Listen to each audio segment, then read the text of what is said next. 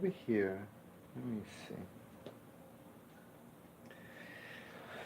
Okay, because if you notice, let me put the track first. There's a track.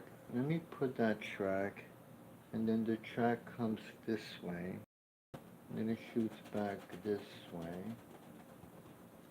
right? And then over here. So I'll put the track, and then I'll grab it. Okay, there's a track right here, right? That track comes all the way up.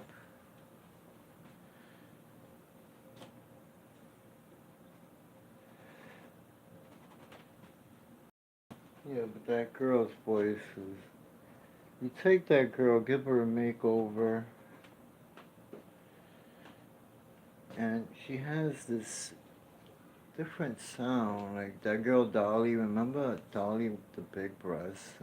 She had that country sound, her voice. That's what this girl has.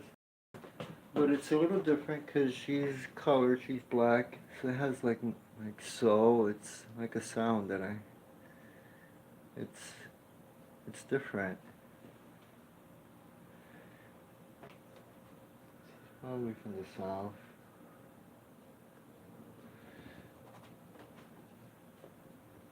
Okay, so I'm gonna do, then over here. Okay, so then if I do this, right? And then this is my friend, this guy. Lucky I was with this guy because he would have lost his wallet. He would have lost his wallet.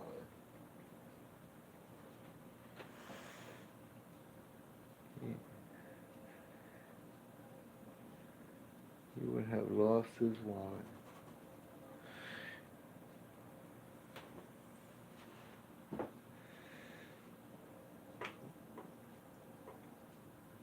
Luckily I was with him because I was like, you dropped your wallet, dude.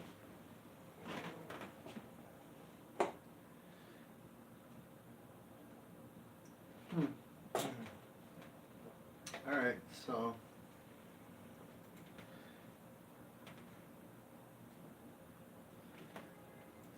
Kelly wrote, left a comment. Let me see. Comment from Kelly. Who else left a comment?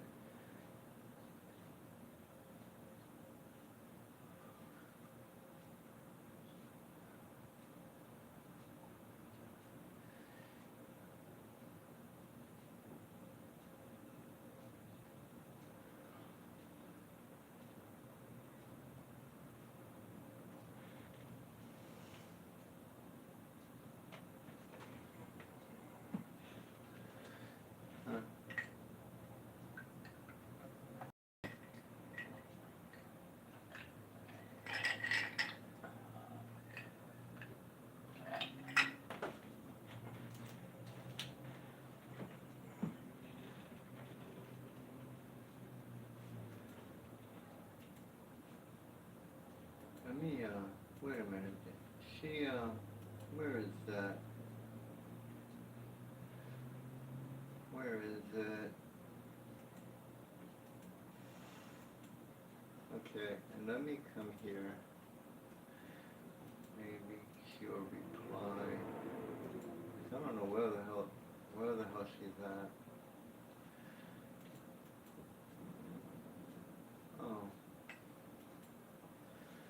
What the hell is that?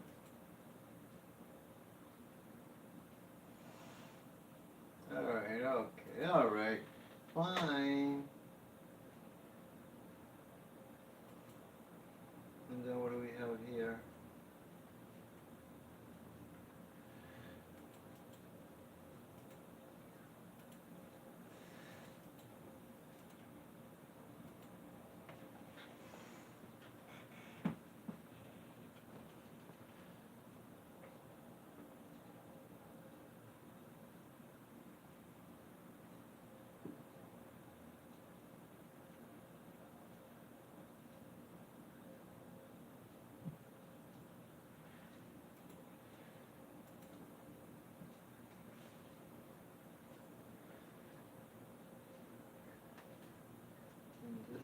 was 6 hours ago.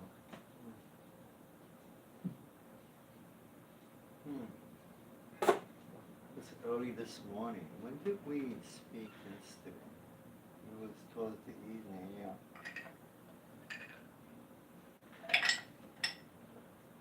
But she's busy. Let me check over here. I probably lost a couple of subscribers. Yep, I knew it. Oh, how I fucking knew it. How I fucking knew it. Oh my god, how the fuck did I know this? Oh my god. How the fuck did I know this? As a matter of fact, I could probably... Let me see.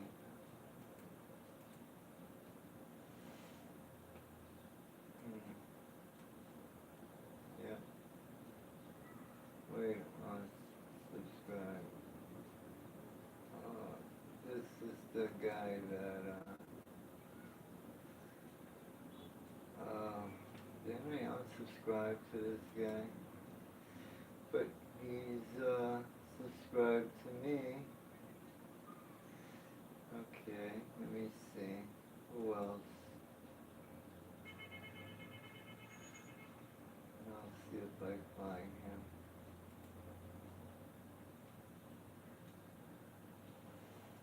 I don't know if they're still there.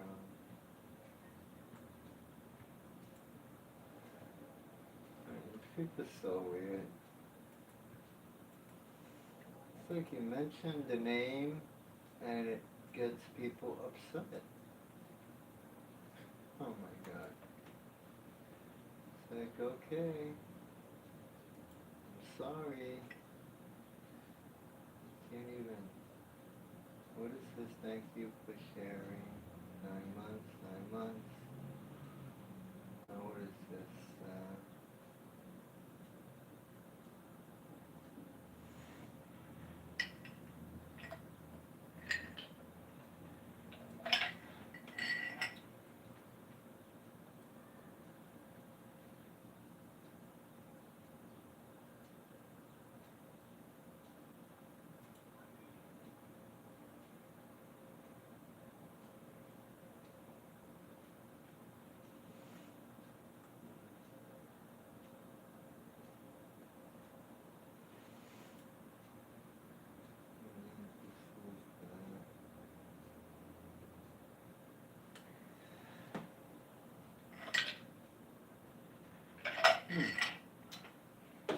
Okay. What else we have here?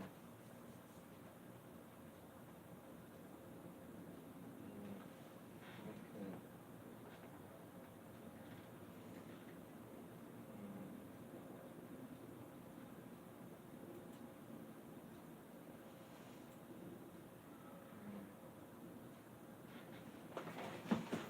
And I think,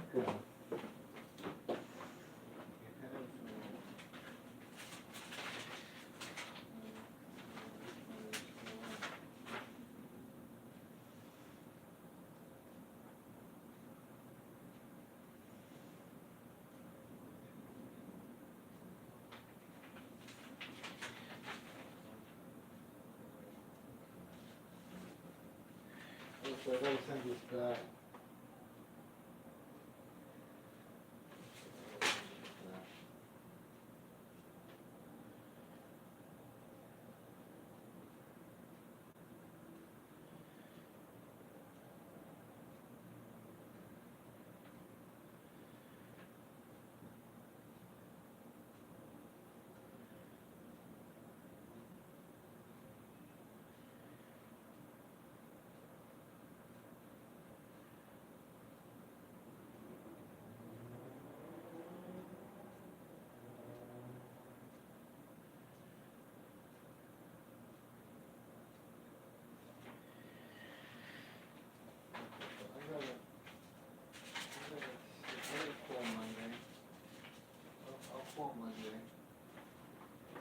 Oh, should I leave it? No, that's fine. That's fine. All right. So, okay, let's work on that. Then this, I need those darks for now. Then this, I'll have to lighten all this. Let me adjust that. I have to adjust this, right? And this is all coming. Okay, this one. Let me. You don't see it all the way there, but that's fine. That's fine there for now. And then this one. Put that there for now. And then this is there. Okay. Alright. Little by little. And I have to adjust all that. Then you got these bushes over here now.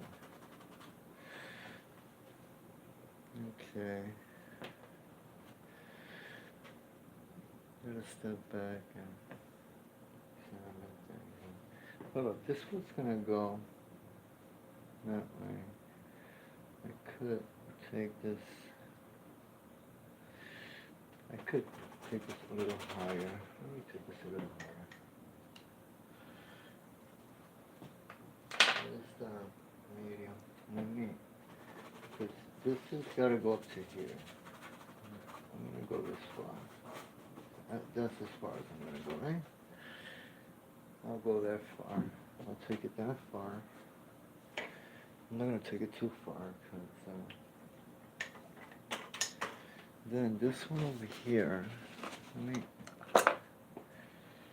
okay. Alright, so then this one will take this a little higher. Because I gotta remember the canvas is gonna bend over. I need at least a half an inch to staple. So it's gonna staple up to here. Okay, so I'll staple up to there. I need that inch.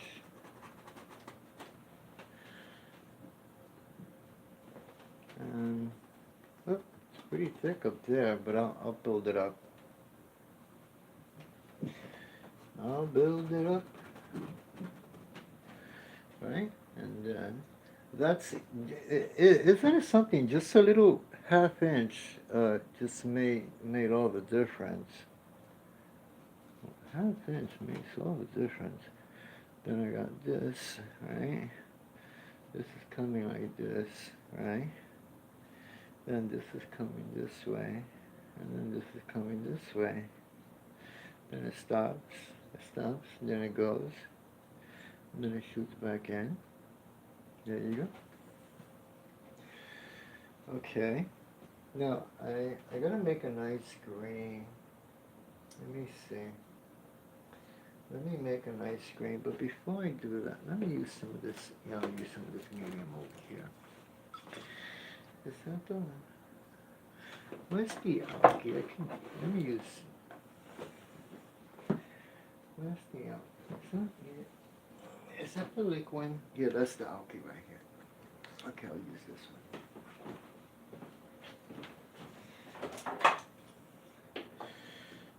My love, you make me feel so alive. My love, there's something in your eye. I can't say for sure, but I try. My love,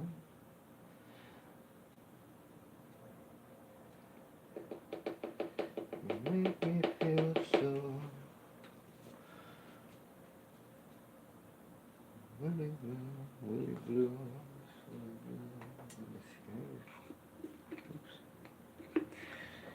Hey girl.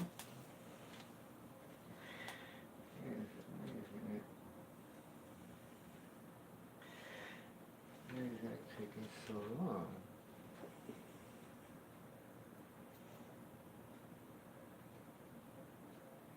There you go.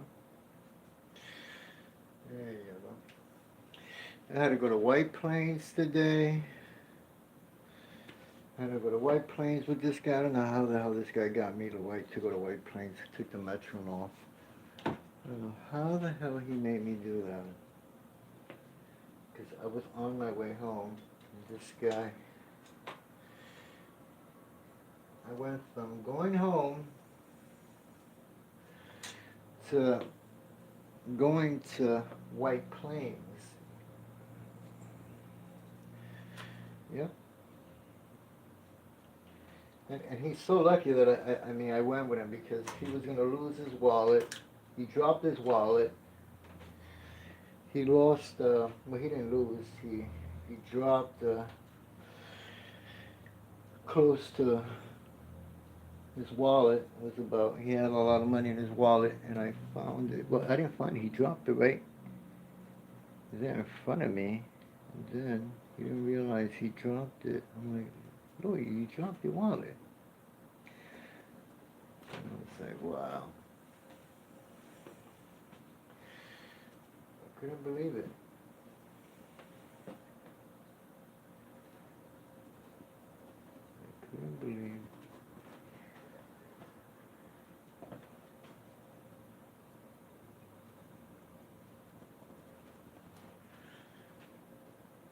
Okay. So this is coming this way, right? Right. And then, I'm trying to see how, okay, this is like that. Everything has to be right. And if it's not right, it's not going to read. It's not going to read right. So, everything has to be done perfect. Okay, this is turning this way. Then over here, this bush here is further back behind that one. So, look at that.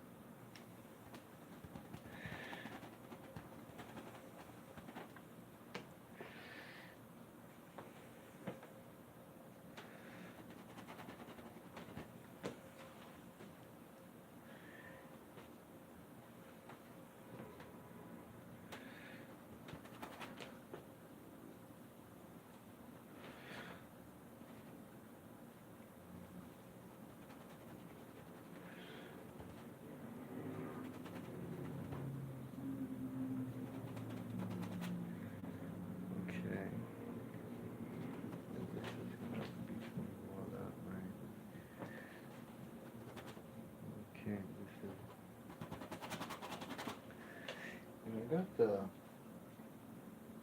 what's that?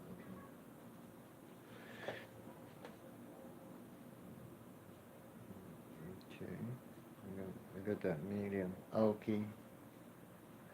I'm using the Aoki. Right? Got that. And then, let me see something. And this is, what the hell? I gotta be careful because I don't want to lose down. I don't want to lose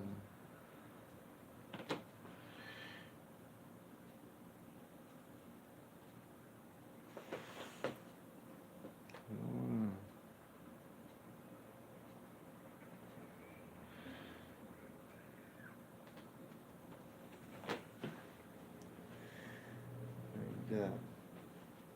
And then over here, because that's all gonna go this way, right? It's turning this way. This is all.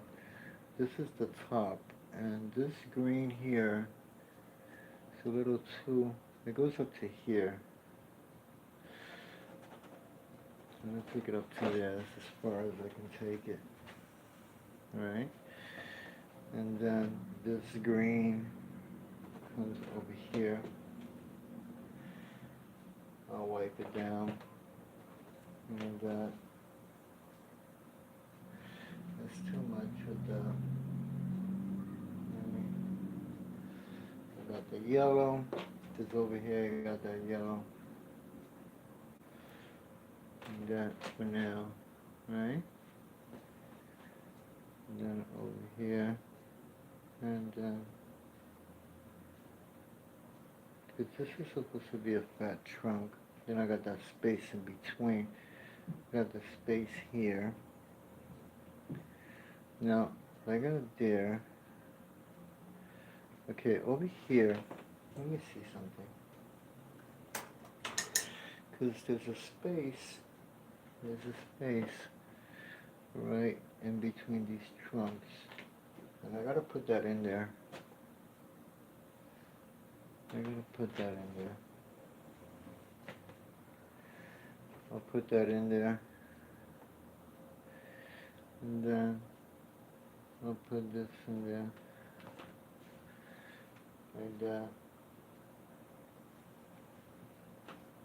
Right? Am I right? Am I right? Am I right? Are you right? Are you right? Hey, hey. This morning I got up listening to rock and roll. How that sound? It's only rock and roll.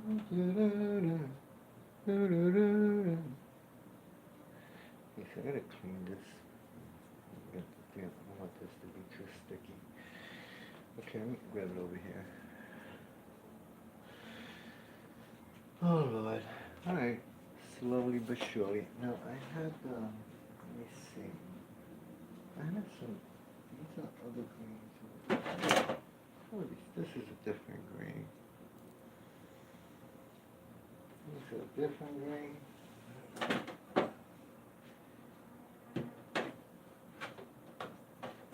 Oh, I got that. What was this?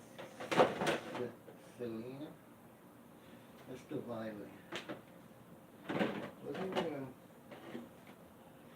This is another green. This says chrome green. Which I've heard about chrome green before. This is really, let me try a little bit. Well, this one is a little bit too bright. It's a little brighter than the one I have here. Let me see. Let's try that. I could mix it with something else to make it work. That bird sienna. How did it go? Alright. That green. Let me try some of that green here. And what would that do? Would that work? Let me see. Would that work? Would that work?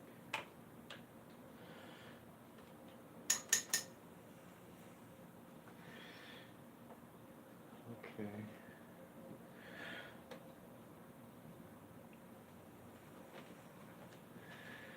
And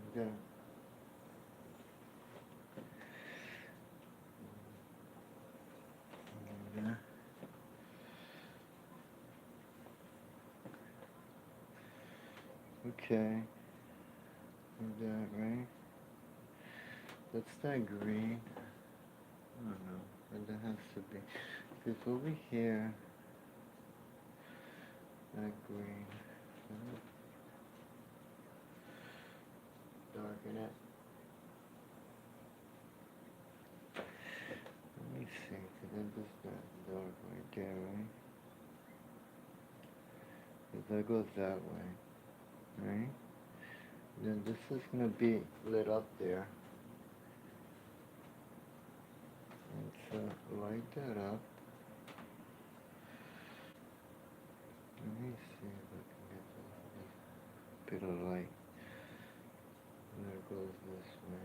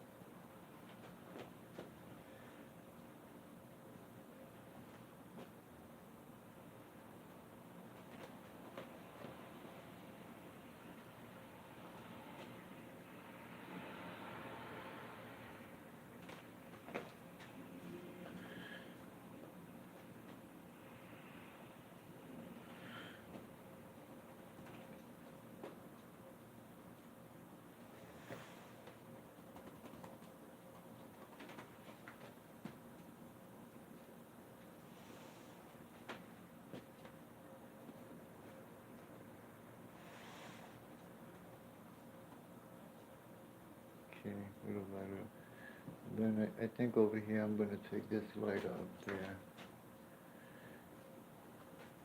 Let me.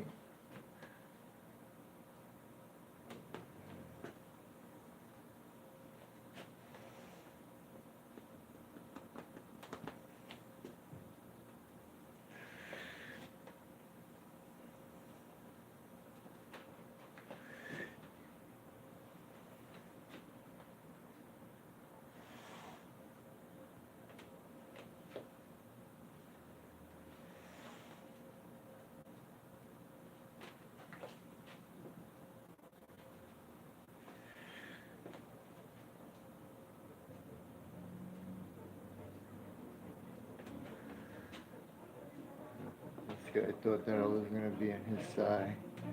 It was so wrong. It was so wrong.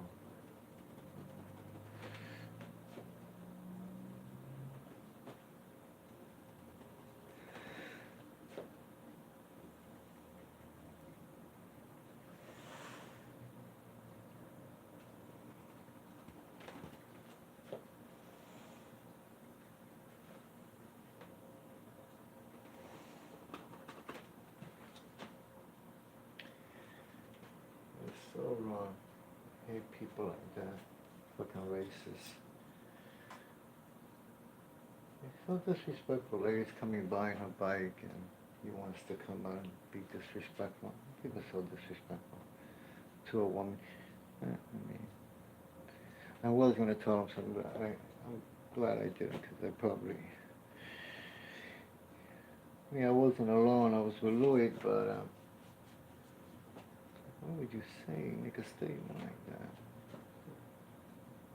Such a racist statement.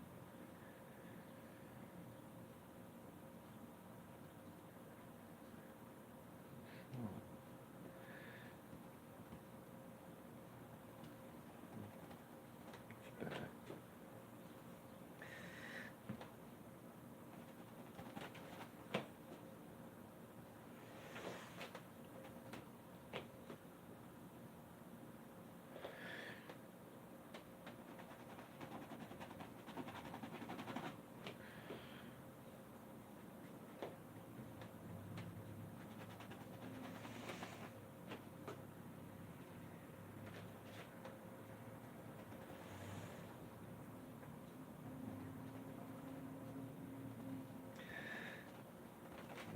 But, yeah, that green looks a lot better. Wow, yeah, that does look a lot better. Yep, that does look much better. I don't have no more cash. Do I? Nope, no more cash. Change. How much change I got here? Let me see. Well, I might, yeah, I have maybe for soda. Maybe not. Maybe drink water instead. Save the soda for later. I have no water. Oh Lord Jesus. Oh Lord. That's a little better. Okay. Now.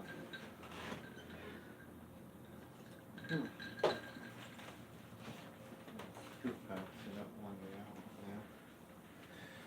Yeah, another one over there.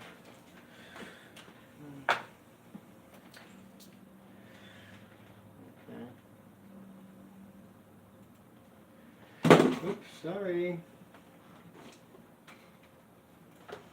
Now, this brush here, is this oil brush? This is an oil brush. What the hell is that brush doing here? Let me see. And this one too. This is another oil brush. Yeah, some of these brushes don't belong there. Yeah, that doesn't belong there. Holy shit, look at this. These brushes don't belong there. These don't belong there. These are watercolor. There's a watercolor one. Okay.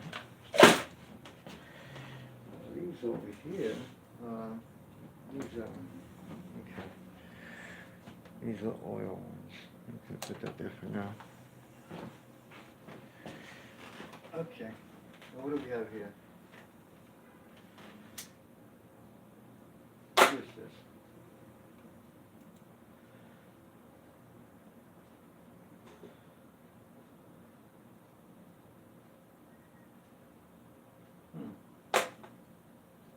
Then what is this? Uploads. Tutorial.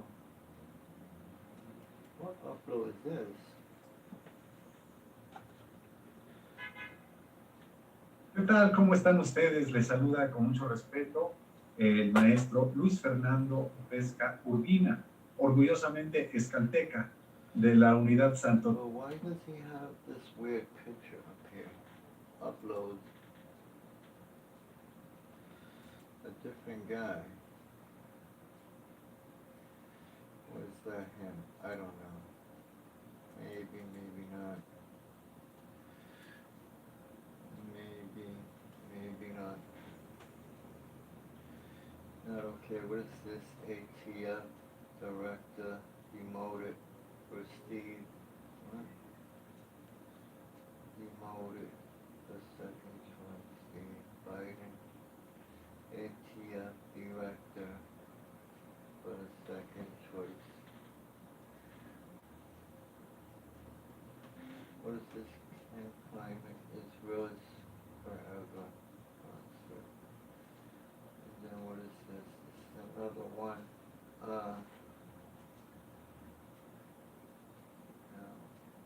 the whole thing is disgusting. What does this say? Fragile.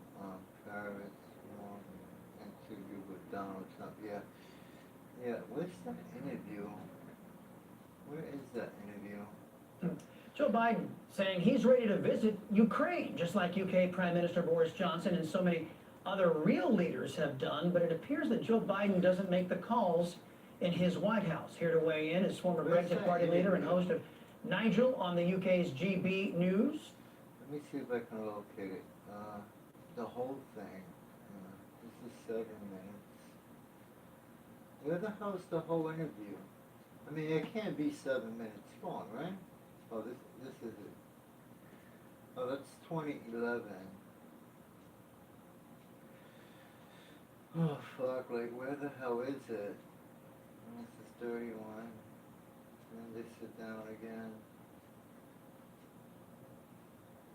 Total. I like the way these things look, so. They got his face all sweaty, like. This is a year ago.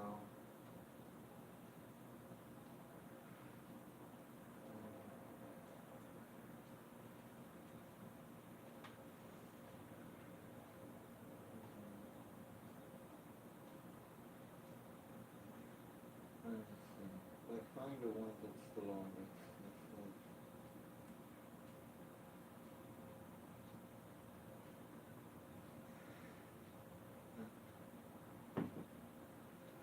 Exclusive fake interview. Fake interview. Fake interview.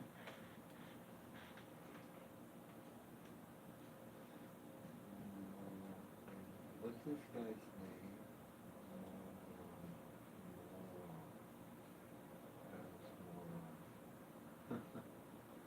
Where is it?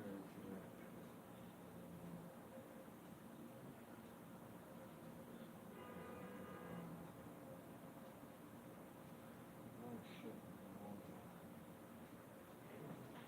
Let's see that. Oh, what? Paris moron.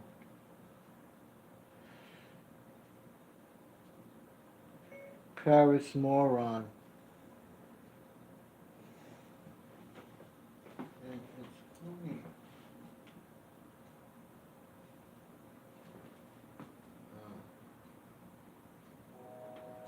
I changed the ON.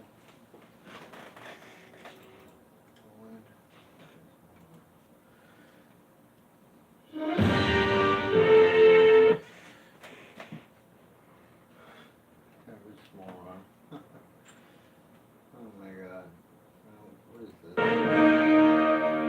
Donald Trump's second impeachment trial is set to begin. This is the other one. Almost done. All right, this is 4 minutes. We begin tonight with President Trump's rare interview, his first international TV interview since taking office. This at the same time the president is battling new headlines over the Russia investigation. President Trump facing a... Tonight, a reunion between the former winner of the Celebrity Apprentice and his old boss, now the President of the United States. Let's go. Come on, Pierce. British journalist Piers Morgan presses Trump on a range of issues, from his views of women, who have protested Trump's presidency in record numbers. Are you a feminist? No, I wouldn't say I'm a feminist. I mean, I think that would be maybe going too far.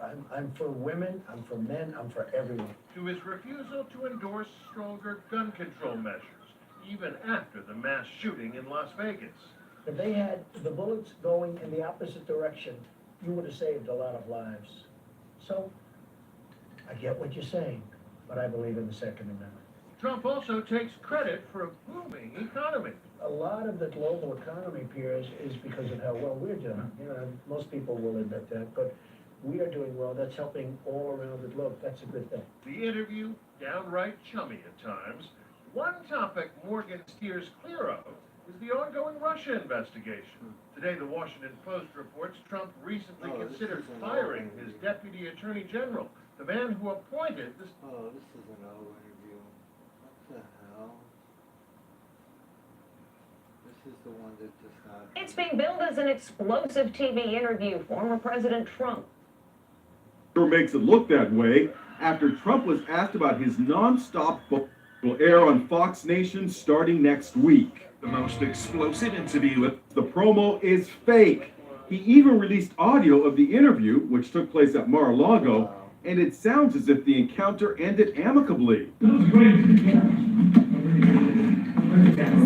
Piers Morgan attempted to unlawfully and deceptively edit his long and tedious interview with me. He wanted to make it look like I walked out, Trump says in a statement. Caitlyn Jenner canceled a scheduled interview with Morgan today, citing his repulsive misconduct. But Morgan doubled down on British TV. The promo reflects exactly what happened. Donald Trump got very angry about one particular thing, and he couldn't let it go. It was a free and fair match. He lost. Meanwhile, Trump's lawyer and close ally Rudy Giuliani was unmasked on The Masked Singer last night. I'm here to tell you, honey, that I'm bad to the bone. He was dressed as Jack in the Box and belted out "Bad to the Bone."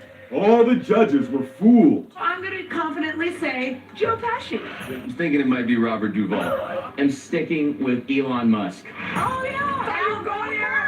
Al Roker. When it turned out to be the 77-year-old former mayor of New York, Rudy Giuliani! Judge Ken Jeong was visibly upset. And off he went. I want to be yours, pretty baby. Giuliani said he went on the show to set an example for his granddaughter to always try things out of your comfort zone. Pretty baby. Off he went. Judge Ken Jeong was visibly upset. Former mayor of New York, Oh, yeah. Al 77-year-old mayor of New York, Jeong was visibly upset. And What are you, so fucking delicate? Oh my god. You, come on. I'm done. I'm so done. It's Judy. You all thought this. Oh my god. I mean, come on. Come on. What happened? I remember, what was it that show that the guy said, I might not agree in your opinion, but I'll fight for the right for you to have that opinion. I'll fight to the death for you to have the freedom to express that opinion. So in other words, I might not agree with you, but you have the right to express your opinion, to have an opinion, right? We're not all going to think the same.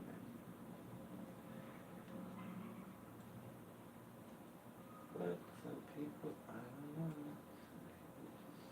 want us to put us in a box so we all have to think alike.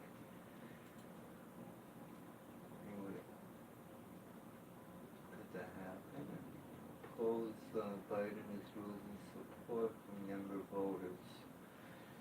And, wow. Losing votes, and then what is this? Tiny homes, high demand. Here's how to get one in San Diego. With the San Diego housing market at never before seen highs, San Diegans are turning to different types of housing. And whether you're looking for a more affordable option or you're a homeowner on the hunt to purchase another property, ABC 10 News reporter Sofia Hernandez shows us why going tiny is now more in demand. I would say this is the biggest year yet for tiny homes in San Diego. San Diego-based company Zen Tiny Homes has been creating small spaces on wheels for the past 7 years. Founder Ben Rawson says he started building to try and find a better, more cost-efficient solution to the rising cost of homes in the county. But 2022 has brought demand that's doubled from what they used to see. I get calls every day, all the time. And he thinks he knows why. Last year was the first year that the county of San Diego started allowing people to pull permits to put tiny houses in backyards. Up until then, we were only able to put them in the RV parks and on private properties that are usually out in the sticks on the agricultural land. Sounds pretty simple, right? Not quite. First, you have to make sure what you are getting is legally considered a tiny home, not to be confused with RVs or campers or traditional ADUs. These houses need to be less than 500 square feet, must be on wheels, be RV certified, and pass all the qualifications on this list. You have to be 20 feet away from any existing structure on the property. You also need, looks like 5 feet off of any type of fencing. That's for if the fire department needs to come and get into the house or get around the fencing or bring hoses in. That's what that's for. So there's a whole list of different requirements. If you think you have land eligible for this home, the next step is calling a certified company like this one to inspect the land you want to put it on to make sure you're even eligible before beginning the process for a movable tiny home permit. So right now, it's typically taking people about a year to get approved on the permitting just to be able to have one of these. And there usually has to be infrastructure work done on any given property in order to be able to be granted the permit. So there's sub-permits that have to be applied throughout that process. So while it takes a while, if you get the okay, you can then decide if you want to bring in an already made home or create one from the ground up, which usually takes 3 months and costs roughly $60,000. Typical costs for an ADU are about 3 times what a tiny home would be. When we see ADUs built in, say, La Jolla, we're seeing them average between $200,000 and $300,000 to get one built. Whereas a tiny house, it's much cheaper to build, it's quicker to build. And while some may look at the tight quarters with a weary eye, Rawson says it's pretty comfortable. Owner is adding additions like decks and awnings to make it their own. Well, you have to be smart with your design. You have to make sure you can maximize your space, especially indoor-outdoor space. This crew is working on new projects every day. And expect more walkthroughs from interested buyers come summer. But just ask, if you want to make the move to smaller living, make sure you read the fine print first. In Vista, Sofia Hernandez, ABC 10 News. If you would like more information on what specific qualifications are needed for tiny homes in San Diego, just visit our website, 10news.com.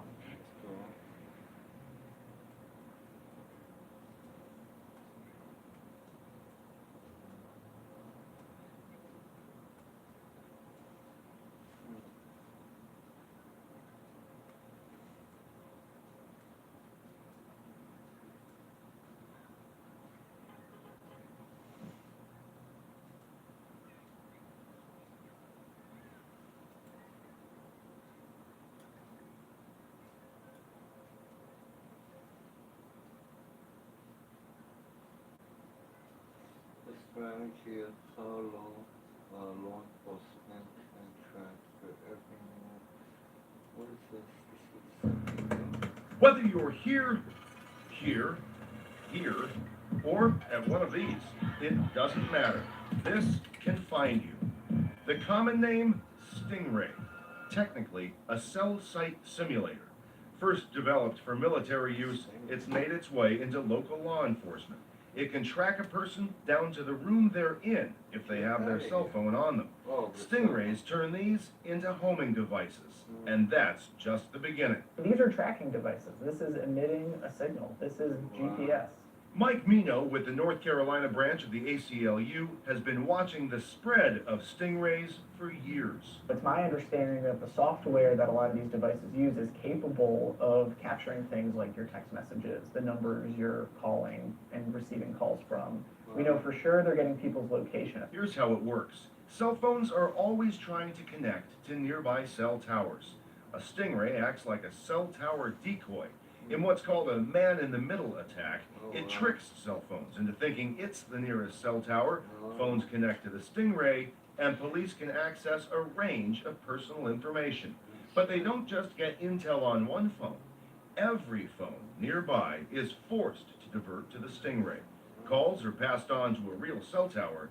Data scooped up stays with police. And when you ask them why they're using it, they'll say, well, we're targeting certain individuals, but the nature of the technology is so expansive that you cannot use this without countless innocent people having their data captured as well. The I-Team has learned at least 3 law enforcement agencies in the Triangle have been using cell site simulators, but they don't like to talk about it, and may not be allowed to. These 2 purchase orders show Raleigh and Durham police bought variations of the Stingray within the last 10 years. Raleigh's purchase order, obtained by the I-Team 2 years ago, shows the department paid more than $120,000 for the device. Separate documents obtained by the ACLU show Durham spent nearly twice that. In spite of those purchase orders, both departments claimed not to be using one when the I-Team asked recently. Raleigh says they stopped using theirs because of outdated technology. With the Stingray, though, secrecy is part of the deal. Durham's contract with the device's manufacturer includes a strict non-disclosure clause, not just about the Stingray, but about the agreement itself and its subject matter. There is such secrecy around this, and I think it's because it's so powerful. I have a cell site simulator, and we do use it. Wake Sheriff Donnie Harrison is the only current law enforcement officer we could find here or elsewhere willing to talk even a little about the device and how it's used. It's a very useful tool that we use, not only for the bad guys, but for looking people that are lost, looking people that say they're going to commit suicide. Sometimes we have used them for children that's missing that have phones. And basically, that's all I'm going to say about it. Harrison told us Wake County has had a cell site simulator since 2008. He insists they're always within the law and always get a warrant first. But there's very little public documentation of those warrants or of the use of stingrays in general here or in any of the cities in which we looked. But no, we don't like to talk about it. You know, when a general goes in battle, he doesn't give out his battle plans. It's the classic question. Safety or privacy? Law enforcement will tell you these things get bad guys off the street and help good people out in the meantime. Critics say we just don't know. And we don't. By design. As long as we do it lawfully, I don't care what people say. My job is to keep people safe. The public needs to know more. I think this is something that the courts need to know more about. There are real questions about whether a technology that soaks up innocent people's data can be used constitutionally. Wow.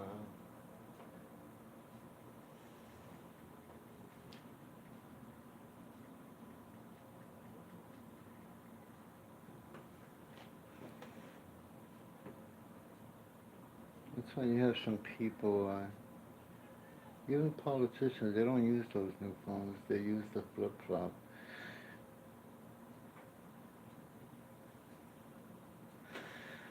Funding for this program is provided by the Gruber Family Foundation and by the members of KQED.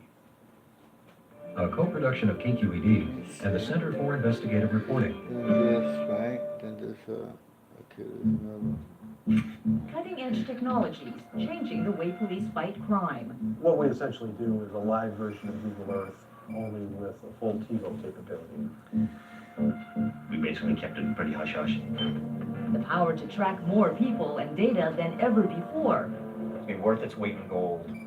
The biggest concern is that anybody could end up being in that database. Where to draw the line between security and privacy. There is a trade-off. Look here, please. A look at the state of surveillance. Hello and welcome to this special presentation, State of Surveillance. I'm Thuy Vu. Last June, we learned the National Security Agency has been collecting Americans' phone records and email for years. As a national conversation continues about the federal government's access to private information, local law enforcement in California are experimenting with new crime-fighting tools. Eyes on the street and in the skies, feeding images to command centers. Amanda Pike with the Center for Investigative Reporting shows us some of the new technologies now being tested. Officer Rob Halverson of the Chula Vista Police Department is testing a technology that could change how police fight crime. Like, what do you know them? He's on a call to verify the identity of a woman just arrested for possession of narcotics. He doesn't need to ask her name or check her ID. He just takes her picture. Just look here, please. His tablet uses facial recognition software to find the suspect's mugshot in criminal history. You can lie about your name, you can lie about your date of birth, you can lie about your address, but tattoos, birthmarks, scars don't lie. Police have access to more data than ever before, raising questions about how that information is used and stored. The tablet is part of a pilot program in San Diego County. It's been very helpful, and some people just have to have the threat of, okay, you don't want to tell us who you are, we're just going to take a photo of you and we're going to be able to compare. And then when people kind of realize the technology we now have, they're more likely to tell us their real name in that. More and more, police are using biometrics, biological markers from face scans and palm prints, in addition to fingerprints to identify suspects. Fingerprints themselves have been revolutionized. Now they're taken on a mobile scanner. They're sent thousands of miles away to this highly secure FBI complex in West Virginia. This is next generation identification. These servers are the heart of the FBI's Next Generation Identification Program, or NGI. Officially launching this summer, the billion-dollar program will add facial scans and other biometrics to the existing trove of 137 million fingerprints. These computers analyze each fingerprint and photo that officers send. It comes to these servers, and these servers actually do the searches, all 137 million of them. And then if they get a hit, they go down to pick some information out of the storage to send the criminal history back to the querying officer. This data center runs up to 160,000 searches a day. It's a big one. You can picture it as being a football field on top of another football field. The FBI has been collecting fingerprints since the early 1900s. Prints were originally checked by hand, and it could take months to find a match. Now computers do the same work in minutes. But until recently, the FBI had no easy way to search palm prints and mugshots taken at the time of arrest. That frustrated agents like Jeremy Wiltz, the acting assistant director of Criminal Justice Information Services. We could do very little with the mugshots that we had. If we were collecting palm prints, we could do very little with those. We had nothing that really searched those. So if unsolved crimes, you would struggle to be able to search that stuff. So insert NGI. Any local law enforcement officer connected to NGI can submit an image and get a list of faces with matching features. So these would be the candidates that would come back. The FBI is also adding iris scans to the database because each person's eye contains a unique pattern that's easy to capture. For Wiltz, the real value of NGI is solving cold cases. Think about how powerful that is. I can't wait till those success stories come out. It's going to be worth its weight in gold of why we developed NGI. The biggest concern and what people need to know about next generation identification is that anybody could end up being in that database. Jennifer Lynch is a lawyer with the Electronic Frontier Foundation, which is suing the FBI to find out exactly what data the agency is collecting. The way that NGI is set up, the FBI has said, is that they're just including mugshots.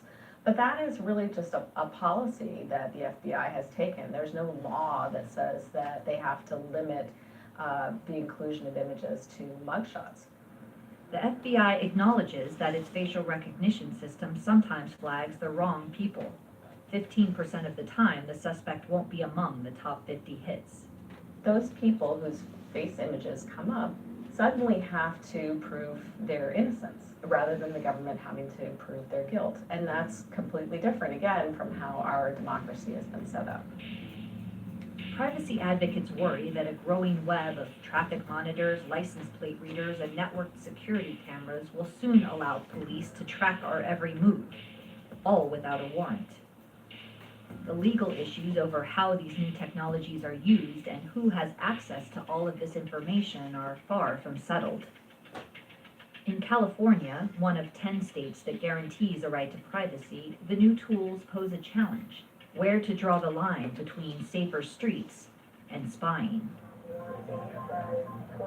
At a high-tech nerve center in Los Angeles, police grapple with this question every day. About 1,000 cameras in the city are fed and monitored here, mostly for investigative purposes. Captain John Romero commands the Real-Time Analysis and Critical Response Division, which tracks crimes across the city with an up-to-the-minute map of every incident that's reported. A small picture of a bomb would be a bomb call. The masks are robbery calls. The fists are assault crimes. Romero says new technologies allow the department to do predictive policing, determining when and where crimes are more likely to occur. As part of a new initiative, police also monitor private cameras near the Hollywood sign and warn off interlopers through a speaker. They are trespassers at this point. Romero believes that while the public may be uneasy about being watched, they'll soon see the benefits.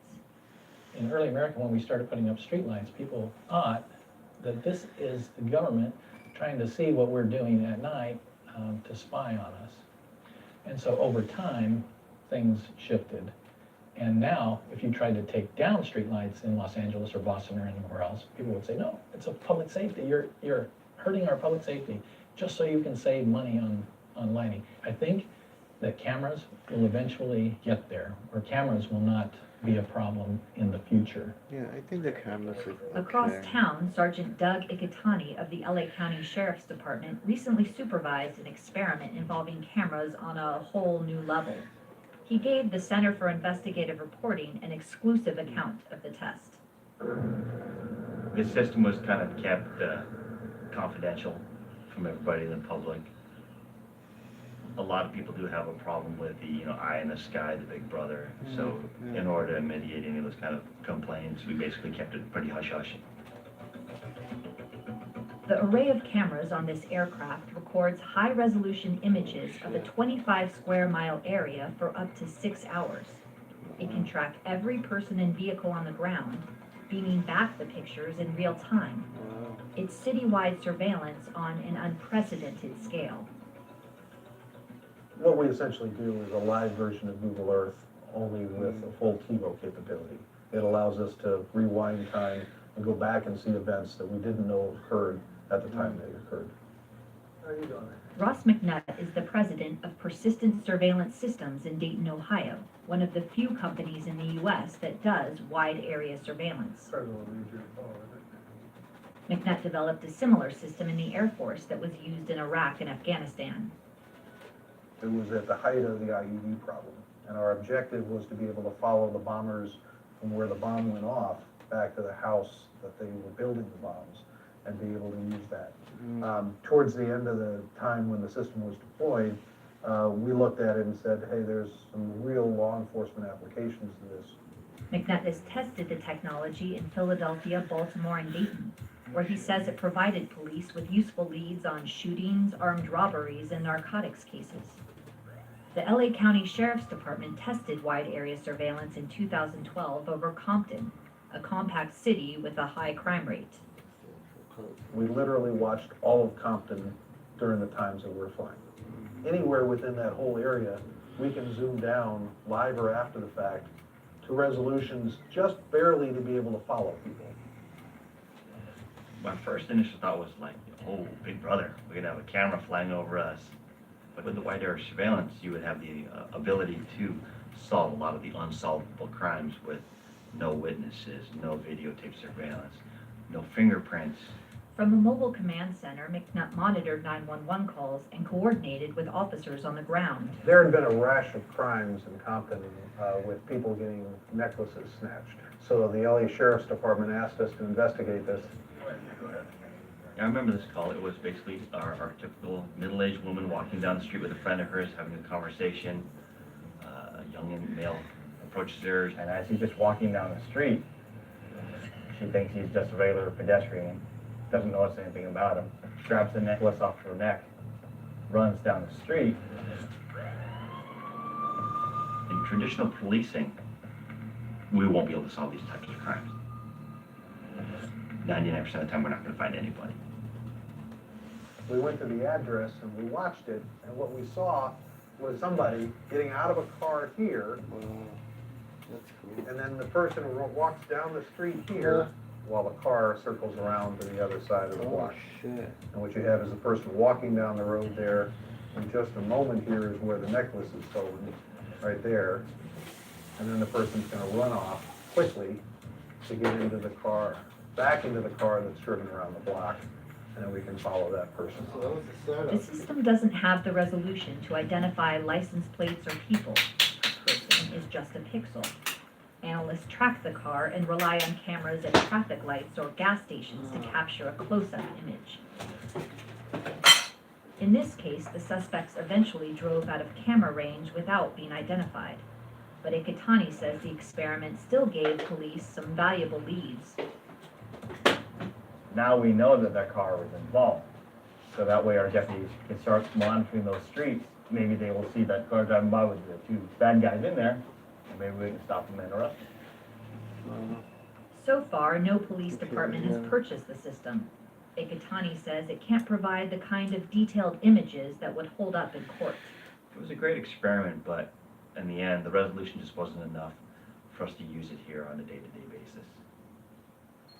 McNutt believes that persistent surveillance could lead to a lasting drop in crime, but acknowledges privacy concerns. What happens when the technology improves? The resolution is Is not the good enough future a permanent to give record you, of our every move? There is a trade-off who the person between is, but security it and some tells you aspects where of the privacy. vehicle was going. By the fact that we're And actually with that able to provide information, now you useful can look information for against cameras multiple crimes per mission that to are contribute to solving in front of everything from houses, in front murders of to, buildings, in the case we saw, necklace theft. around that time, That allows us and to use that information that you more maybe get from the cameras, that security you wouldn't know with which way the less loss person was of going if privacy you didn't have than any of the other this options that other are out there. stuff that For they're now, using here. deputies are back to patrolling the streets of Compton from the ground. But they say that if the technology bad area, improves, too. they'll take another look at wide area surveillance. I'm sure the people, once they find out that this experiment went on, they might be a little upset, but knowing that we can't see into their bedroom windows, we can't see into their pools, we can't see into their showers, I'm sure they'll be okay with it. But the amount of technology out in today's age, with cameras on ATMs at every 7-Eleven, every supermarket, pretty much every light pole, all the license plate cameras, the red light cameras, people have just got used to being watched for the most part. But not everyone. These protesters in Oakland fear that police will soon be able to watch anyone, anytime, with little oversight. For months, they fought a plan to create what they called a citywide surveillance system, an extensive network of live camera and data feeds. In March, they convinced the city council to scale back its plans. For now. But as police experiment with ever more sophisticated technologies, the debate will continue on the balance between security and privacy and where to draw that line. A key tool for solving crime used to be eyewitnesses, someone who sees something with their own eyes and describes it to police or in court.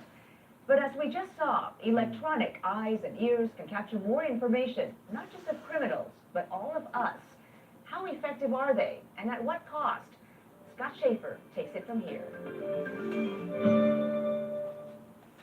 New and evolving surveillance technology. What does it mean for police, prosecutors, and law-abiding citizens worried about their privacy? Joining me to discuss the implications are Mike Senna, Director of the Northern California Regional Intelligence Center, David Green, Senior Staff Attorney at the Electronic Frontier Foundation, and Jennifer Granick, Civil Liberties Director at the Stanford Center for Internet and Society. Well, let me begin with you, Jennifer. We heard that sheriff's deputy from Los Angeles saying we're already being on camera everywhere with ATMs and red light cameras, fast track. So what's the big deal? How is this different? Yeah, what's different is when all that information is aggregated and one party, in this case the government, can get a hold of all of that, because it means that they know so much about us. That was really something that was never recorded before, or even was just recorded for specific purposes, and now it can be used for more general policing or could be abused. But for general policing, isn't that a good thing? Don't we want to be safe? There's an assumption that if there's less privacy, there's automatically this uptick in security and that people want that. I don't think we can just assume that we're trading privacy for security every time and people like it. It's more complicated. Well, and Mike Senna, you're the director of this Northern California Regional Intelligence Center, these so-called fusion centers. There are 6 of them in California. You're constantly in touch with other law enforcement agencies, sharing information, collecting information. What's the best rationale for doing that, for collecting all this data and keeping it? Well, there's also a misperception about what data is being collected, how much data there is out there. We have pieces of data. When you look at law enforcement across America, there's 18,000 law enforcement agencies, all using different systems. So our big function for what law enforcement data already exists, and bring that into our centers. So what's the misperception? That we have access to things like the fast track, that we have access to cameras all over the place. There really aren't that many cameras, and there's a misperception of what the efficiency is of cameras. Technology alone doesn't solve any crimes. It's a combination of people, analysts, and technology. But if you don't have all those pieces, you can't really bring that data together efficiently. I think what we heard the LA sheriff say was, well, people have cameras on all the time, so that in a few years they're not even going to care. And I've actually found that very disturbing. And I don't know that we should accept that and throw in the towel and say, well, we have cameras on us, so we don't have any rights at all. The thing we have to realize is that crime is not what most of us are doing most of the time. Most of the time we're just law-abiding citizens going about our business. And to be under surveillance all the time has a chilling effect as we go to the doctor, as we go to our churches or mosques, as we interact with our friends or political meetings. And then when you see populations that are receiving the attention of extra policing, a lot of times people don't like it. Oakland didn't want the domain awareness program. New York City had a lot of opposition to the stop and frisk. Well, Mike said that's a good point. Is there an element of profiling that's necessary? Not really, and because crime is often, it's random. You have no clue of where it's going to be or what cameras will be able to collect the information you need. You look at the Boston Marathon bombing. If those private cameras haven't been operating at that time, there's a good possibility they never would have found out who committed that crime. What's the risk, and I'll put this to anybody, of a person being fingered as the assailant? And that type of technology that they demonstrated there, or any other type of technologies that they have out there, they aren't the one thing that says this person is guilty.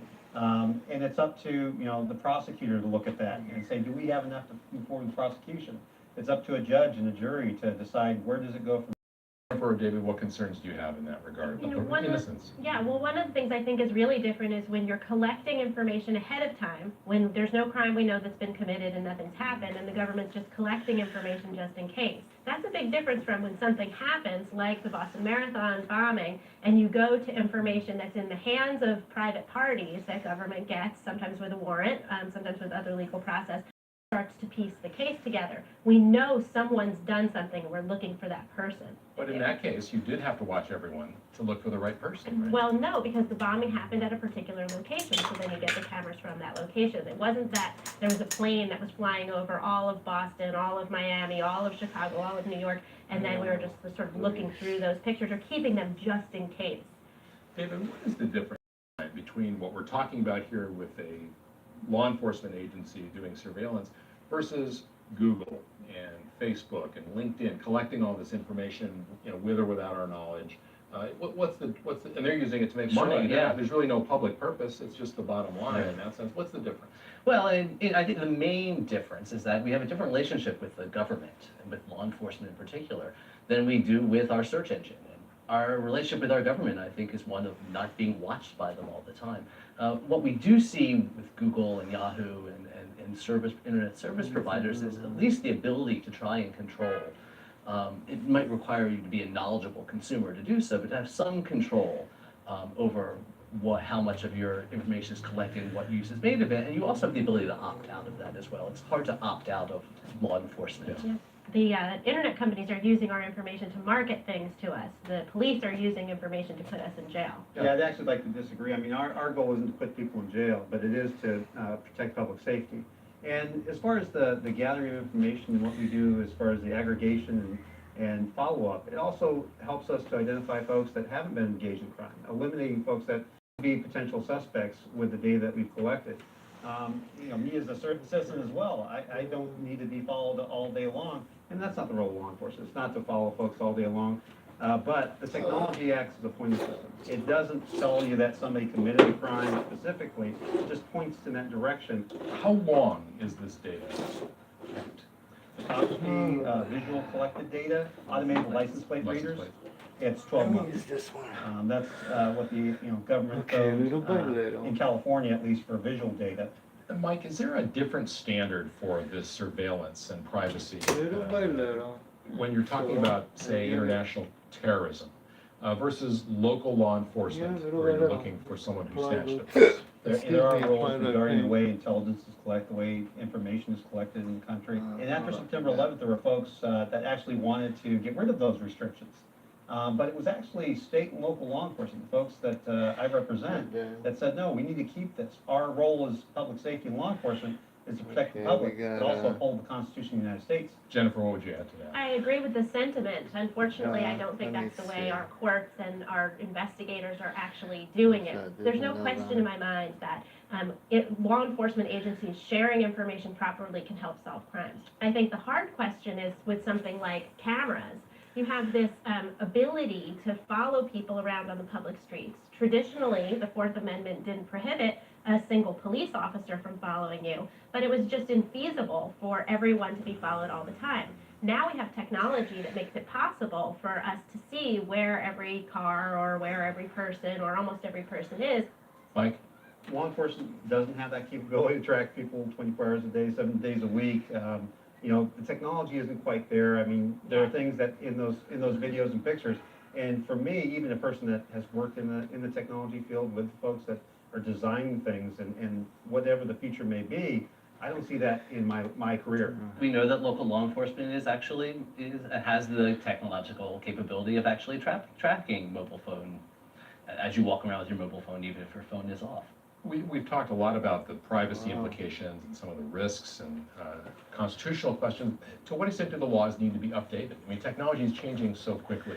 Is it possible for the law to keep up? Yeah, I mean, I think I'm a lawyer, so I like to believe it's possible for the law to keep up, but we have a long way to go.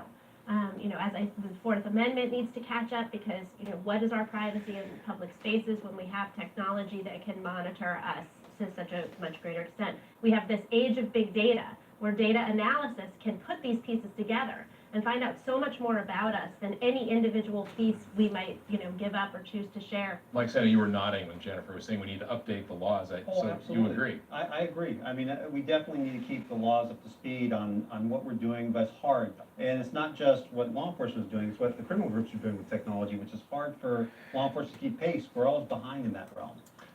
David, what should local communities, local governments, and citizens, what should they be thinking about? What questions should they be asking? Well, I think a good question to ask really is what is the relationship between government and its citizenry?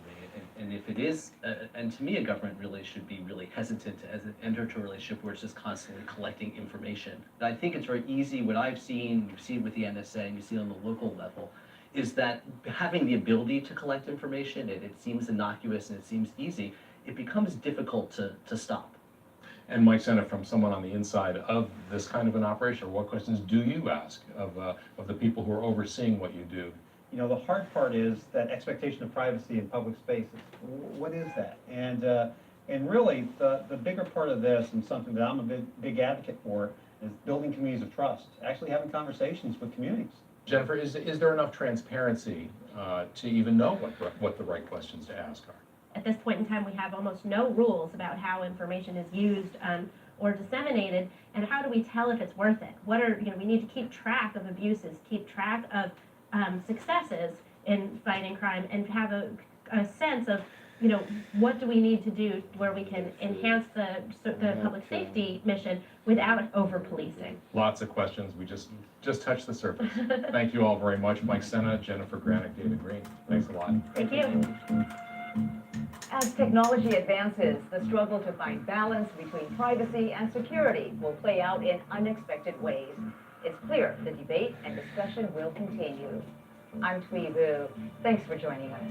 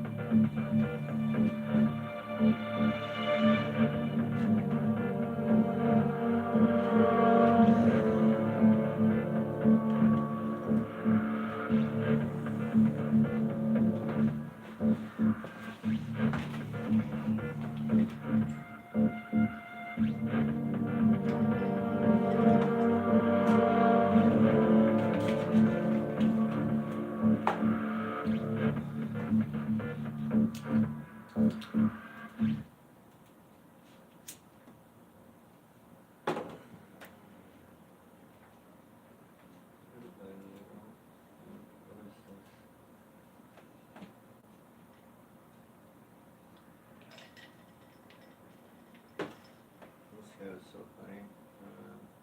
Talking the art. This is funny who found the art world. There's a way to make an entrance. Went to enormous length. This, John, he made it. It was for a painting that took John Myatt just 5 hours. Another of Myatt's paintings, this time of Ben Nicholson, is alleged to have also sold in the USA for £105,000. It was pretty unbelievable, when John Drew said that he'd taken such and such a painting to a world expert, and this person had authenticated the paintings. I just thought it was just absurd. But, funny almost. You have to laugh, don't you? I do find it hard to laugh sometimes because there's such vast amounts of money involved in all this, but, some of these people just don't know what they're talking about. If somebody wants to scam you and take money off you and has really worked out how to do it, the problem through, takes you back to the use authentic material, is not do the varnishing, use. I thought it was just exciting and fun and unbelievable that people would be looking at paintings painted in the same kind of stuff that you put on your walls, basically.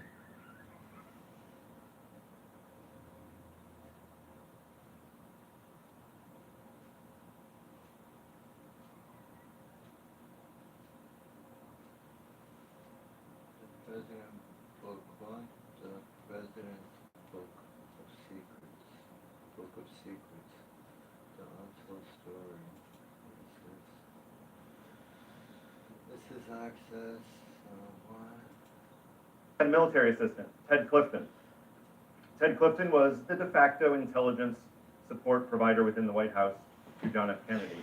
He was frustrated because he was the one who every morning had to try to make up for this. And he would compile documents from the CIA, from the State Department, from the Defense Department, all the national security bureaucracies. He would pull those documents together and put them in a big stack for Kennedy to read.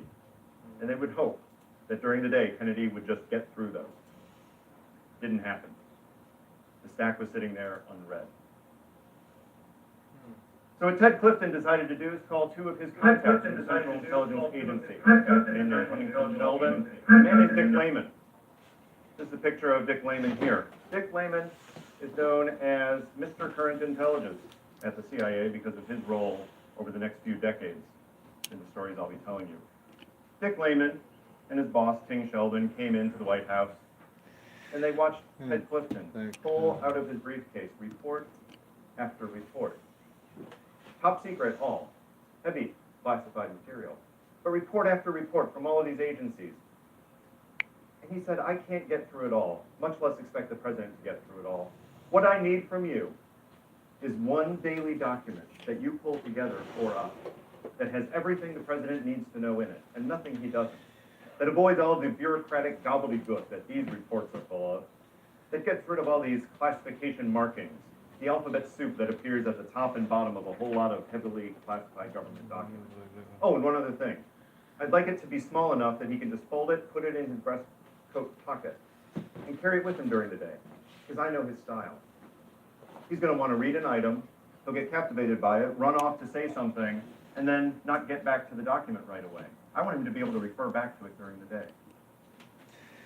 Dick Layman smiled, because he had seen the change in the Eisenhower administration to the Kennedy administration, and he had been talking about just such a document to his colleagues back at CIA. So he was ready to go. Normally, a bureaucracy would have real trouble with coming up with a new document for the President of the United States on short notice. They turned it around within less than 24 hours. They presented a dry run to Ted Clifton. Ted Clifton liked it, said, let's do it. The very next day, it was a Saturday, they produced the first President's Intelligence Checklist. This is a version from later in the administration. You can see it's not a very impressive document. Just some papers bound at the top. But in it is the most secret information that the U.S. government collects on national security issues. Clifton presented this to John F. Kennedy the first time at John F. Kennedy's leased country estate in Middleburg, Virginia, Glen Ora. Here's a shot of the swimming pool. Kennedy was sitting on the diving board between laps when Clifton approached him. He handed him the new checklist, told him what it was. Kennedy flipped through it, true to form, didn't get through it, put it aside, went back to swimming laps. But he was hooked. And sure enough, for the rest of his time in office, John F. Kennedy read the President's Intelligence Checklist with the acronym PICKLE, why the CIA was known as the Pickle Factory, on national security. Enough for even a short briefing, much less hours long. Customers and producers. Daily brief. The short daily document that's been presented to every president since Lyndon Johnson, and in its earlier form, to John F. Kennedy. It gives the president what the intelligence community thinks he needs to know that day about international affairs, about national security, to reduce the uncertainty inherent in the job. Ostensibly, it's about that. For that purpose, the research for the book came from many sources. One, from the National Archives itself, both the National Archives facilities here in the Washington area and the presidential libraries administered by the National Archives. Also had the opportunity to speak with and get input directly from a wide array of the President's Daily Brief customers and producers. This includes all the living presidents, all the living ex-presidents, I should say, all the living ex-vice presidents, and most of the national security advisors, CIA directors, White House chiefs of staff, and others. But it's about a lot more than just this book that is presented to the president each day. I'm going to tell you stories about intelligence successes and failures, stories about foreign policy breakthroughs, about national security crises, and stories about presidential arrogance and presidential excellence.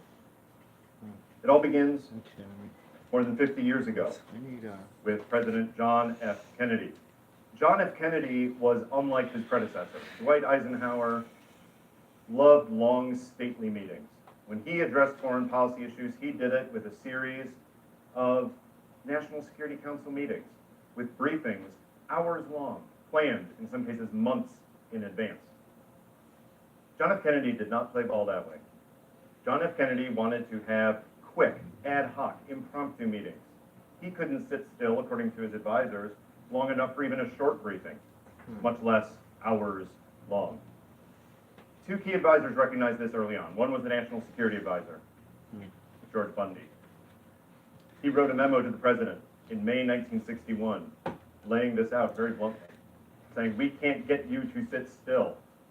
This is a problem. I haven't been able to catch you for more than a few minutes at a time the last few mornings, even though that's what you said you wanted me to do. He also had a military assistant, Ted Clifton. Ted Clifton was the de facto intelligence support provider within the White House to John F. Kennedy. He was frustrated because he was the one who every morning had to try to make up for this. And he would compile documents from the CIA, from the State Department, from the Defense Department, all the national security bureaucracy. This one might be thinner. He would pull those documents together Yeah, and put them in a big stack for Kennedy to read. And they would hope that during the day, Kennedy would just get through those. Didn't happen. The stack was sitting there unread. So what Ted Clifton decided to do is call two of his contacts from the Central Intelligence Agency, a man named Huntington Sheldon and a man named Dick Layman. This is a picture of Dick Layman here. Dick Layman is known as Mr. Current Intelligence at the CIA because of his role over the next few decades in the stories I'll be telling you. Dick Layman and his boss, Ting Sheldon, came into the White House, and they watched Ted Clifton pull out of his briefcase report after report. Top secret all, heavy classified material, but report after report from all of these agencies. And he said, I can't get through it all, much less expect the president to get through it all. What I need from you is one daily document that you pull together for us that has everything the president needs to know in it, and nothing he doesn't, that avoids all of the bureaucratic gobbledygook that these reports are full of, that gets rid of all these classification markings, the alphabet soup that appears at the top and bottom of a whole lot of heavily classified government documents. Oh, and one other thing. I'd like it to be small enough that he can just fold it, put it in his breast coat pocket, and carry it with him during the day, because I know his style. He's going to want to read an item, he'll get captivated by it, run off to say something, and then not get back to the document right away. I want him to be able to refer back to it during the day. Dick Layman smiled, because he had seen the change in the Eisenhower administration to the Kennedy administration, and he had been talking about just such a document to his colleagues back at CIA. So he was ready to go. Normally, a bureaucracy would have real trouble with coming up with a new document for the President of the United States on short notice. They turned it around within less than 24 hours. They presented a dry run to Ted Clifton. Ted Clifton liked it, said, let's do it. The very next day, it was a Saturday, they produced the first President's Intelligence Checklist. This is a version from later in the administration. As you can see, it's not a very impressive document. Just some papers bound at the top, but in it is the most secret information that the U.S. government collects on national security issues. Okay, I'm going to do it this way, right? Clifton presented this to John F. Kennedy the first time at John F. Kennedy's leased country estate in Middleburg, Virginia, Glen Ora. Here's a shot of the swimming pool. Kennedy was sitting on the diving board between laps when Clifton approached him. He handed him the new checklist, told him what it was. Kennedy flipped through it, true to form, didn't get through it, put it aside, went back to swimming laps. But he was hooked. And sure enough, for the rest of his time in office, John F. Kennedy read the President's Intelligence Checklist with the acronym PICKLE, why the CIA was known as the Pickle Factory for many years thereafter. And he tasked based on it. That is, he told others in the government what to do based on what they received in the President's Intelligence Checklist. This created a problem because at the beginning, the President's Intelligence Checklist was going only to the President, to the National Security Advisor, and a few others at the White House. It was very confusing for the Secretary of State and the Secretary of Defense to get a tasking from the President of the United States. You need to follow up on this. They would say, what's the background? Where did this come from? It came from the President's Intelligence Checklist. So 6 months later, December 1961, Kennedy approved this going also to the Secretary of State and Secretary of Defense. There was one person excluded from the checklist, however. This became a problem 2.5 years later when President Kennedy lay dead in Dallas from Lee Harvey Oswald's bullet. Vice President Johnson was suddenly President Johnson. There was a problem. He had never seen the President's Intelligence Checklist. In fact, there was no evidence he even knew it existed. There had been one person who had tried to make him aware of it earlier in Kennedy's years. That was Dick Layman himself. He had recognized that 3 of the 4 statutory members of the National Security Council, that is, the President, the Secretary of State, and the Secretary of Defense, were receiving this document. But the 4th, the Vice President of the United States, was excluded.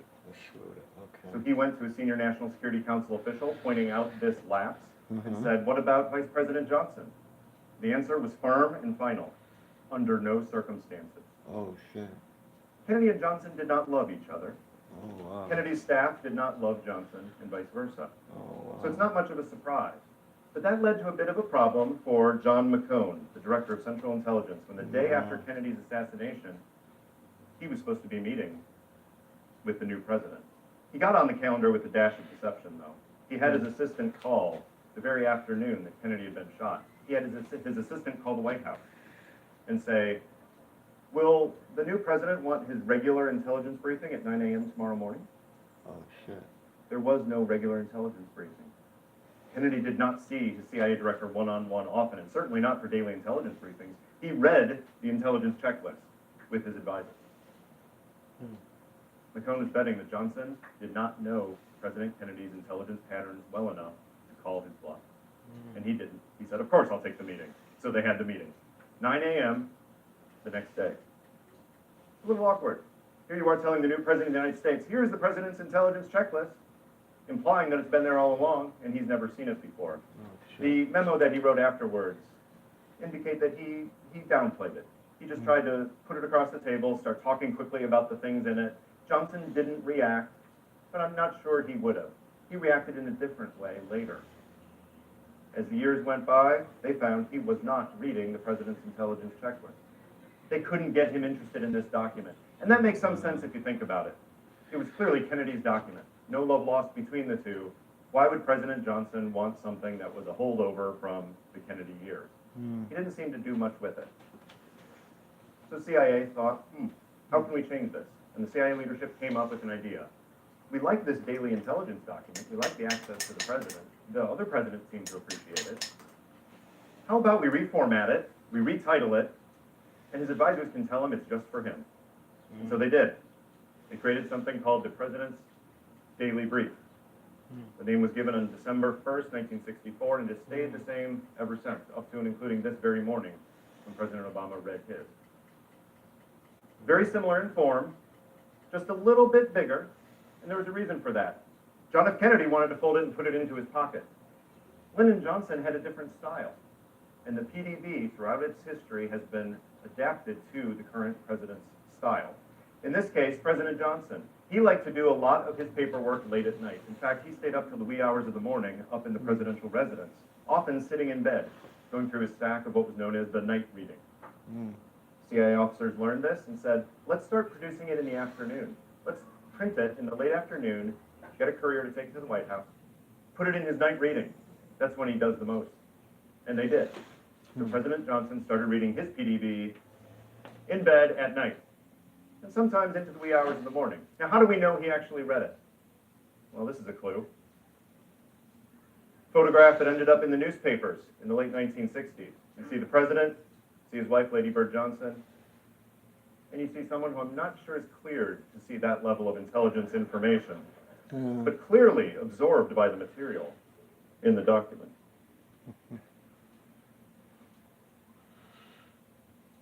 Things changed after President Johnson. For the first time, we had a transition that was planned, in this case, to Richard Nixon.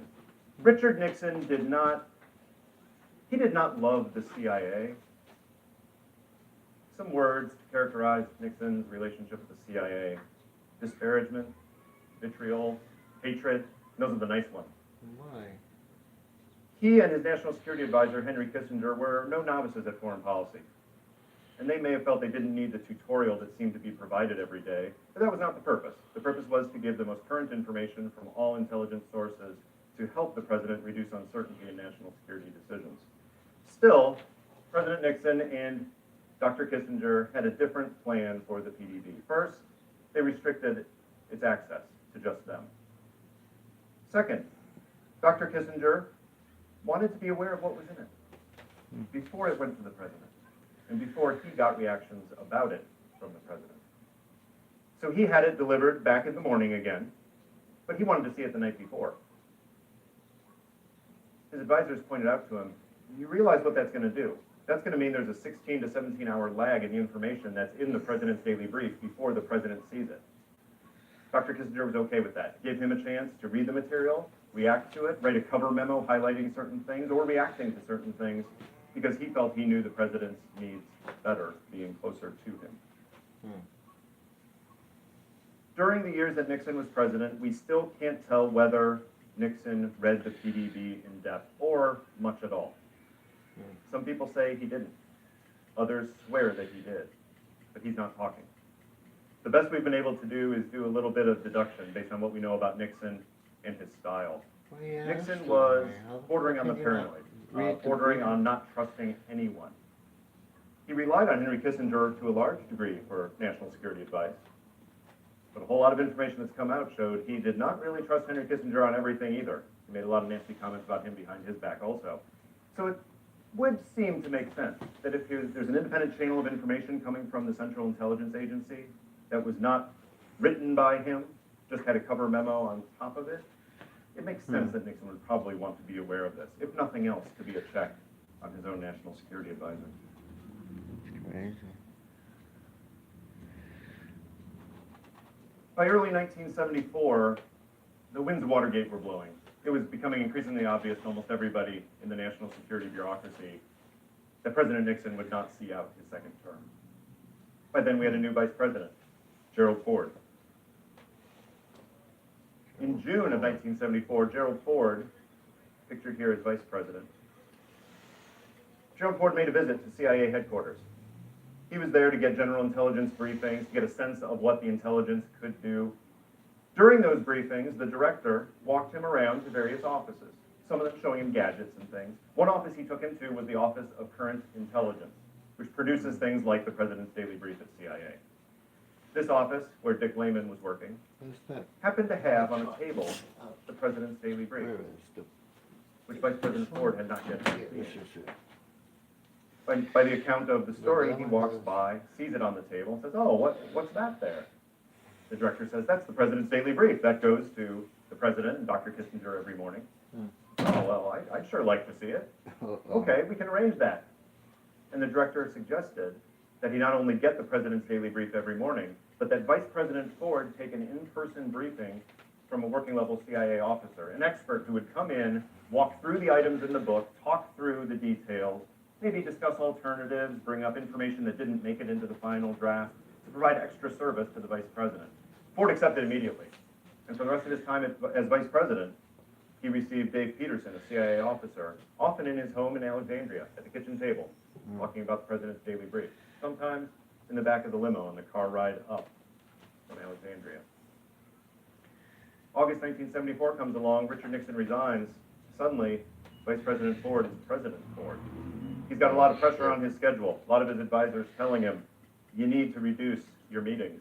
One meeting he does not reduce is his daily meeting with the intelligence officers talking about the President's Daily Brief. He keeps that on his schedule.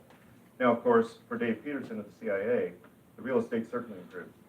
He's no longer at the kitchen table in Alexandria. He's in the Oval Office. That raised one problem for him, though. On the very first day, Gerald Ford in the Oval Office, Dave Peterson comes in to give him his first President's Daily Brief briefing as president. It went well. The material was covered just fine. He did his job. But as he left the office, he had a bit of a problem. Here's what Dave Peterson said. I exited the office through the nearest door, only to find myself at a dead end. A second door, which I later learned led to a smaller private office for the president, was locked, trapping me in the passageway. He couldn't even get out of the White House complex.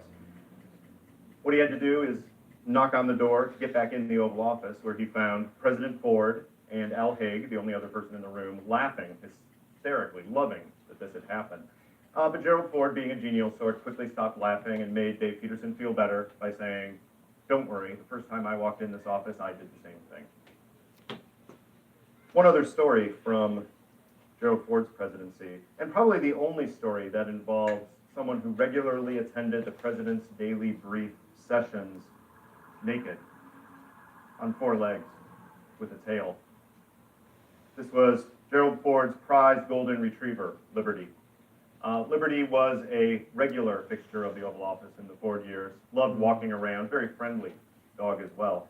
So friendly that during the briefings, Dave Peterson would often have to reach down and scratch her behind the ears, or she would not leave him alone. This led to one unfortunate circumstance. One day, Liberty came in, they're doing the briefing, Dave scratched it. Liberty likes the scratching.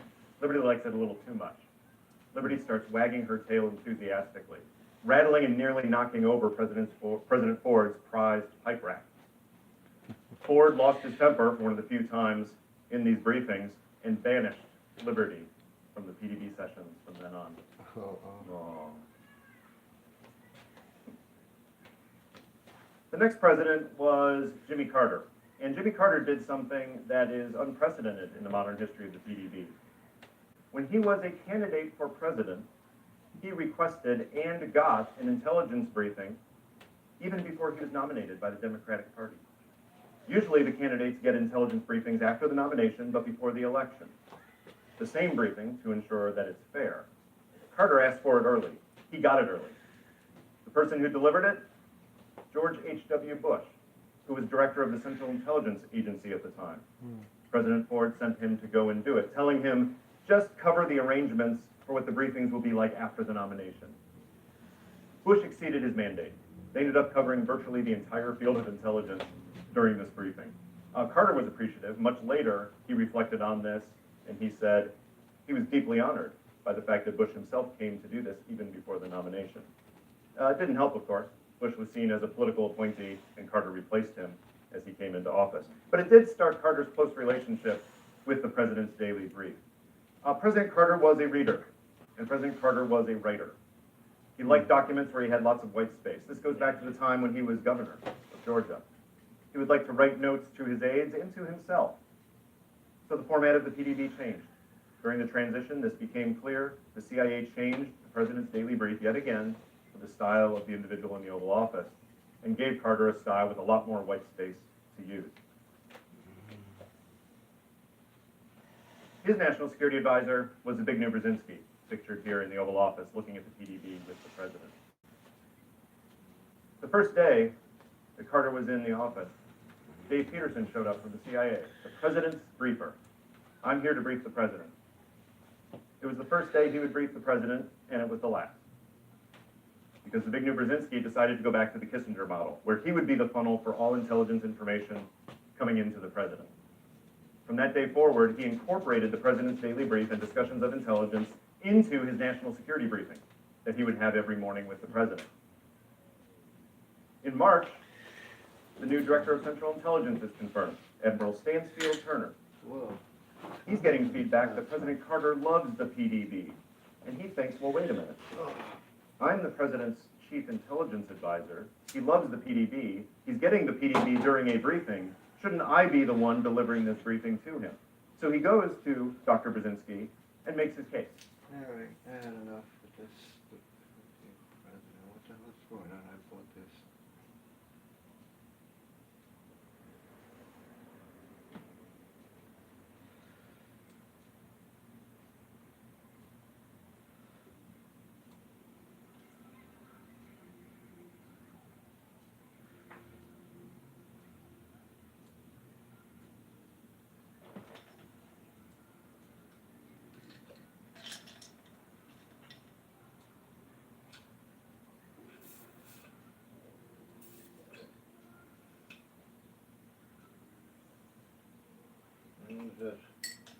Recently, we have seen rather weird photos from Moscow of the Russian President Putin, who was holding for the table rather strongly. Could you explain why he invaded the Ukraine?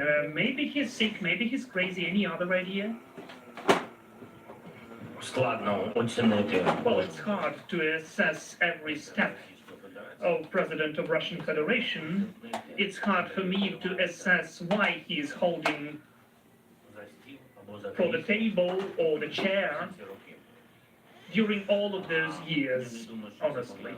I don't think that it is connected with why he and his troops came to our land and crawling in a crawling manner as a cobra of occupation. They every day go, and even every year, because we know that the war is ongoing for 8 years. Unfortunately, we don't want to get used to this crawling occupation, but still. Let me see what's going on in Ukraine. Are they still fighting? Military. Let's see what's going on. Let me see.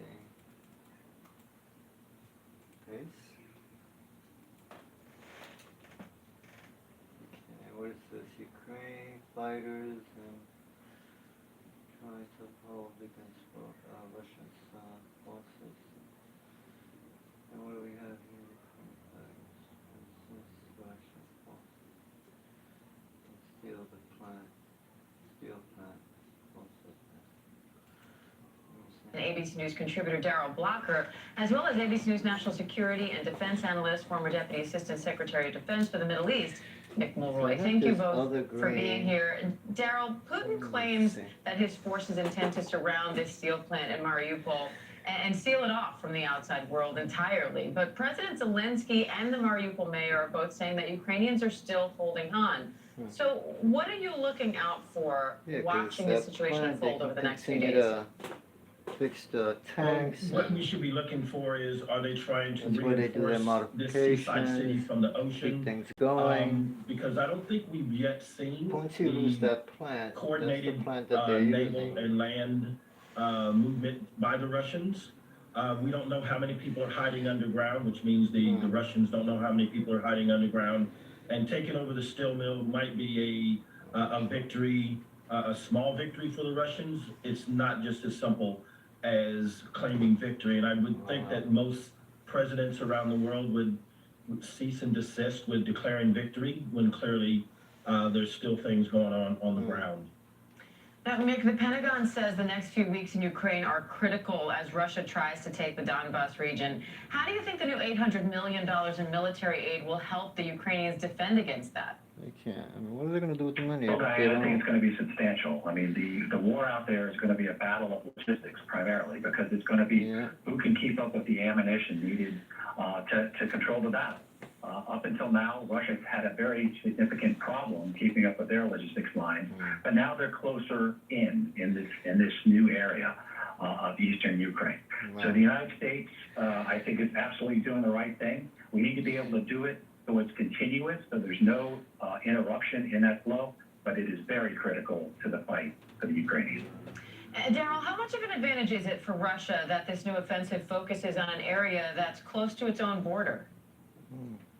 Well, the advantage is not just close to the border, but the fact that they have been in the Crimea, which is very close, since about since February of 2014. So home field advantage, of course, is within the Ukraine, but the Russians have been inside of there for more than half a decade.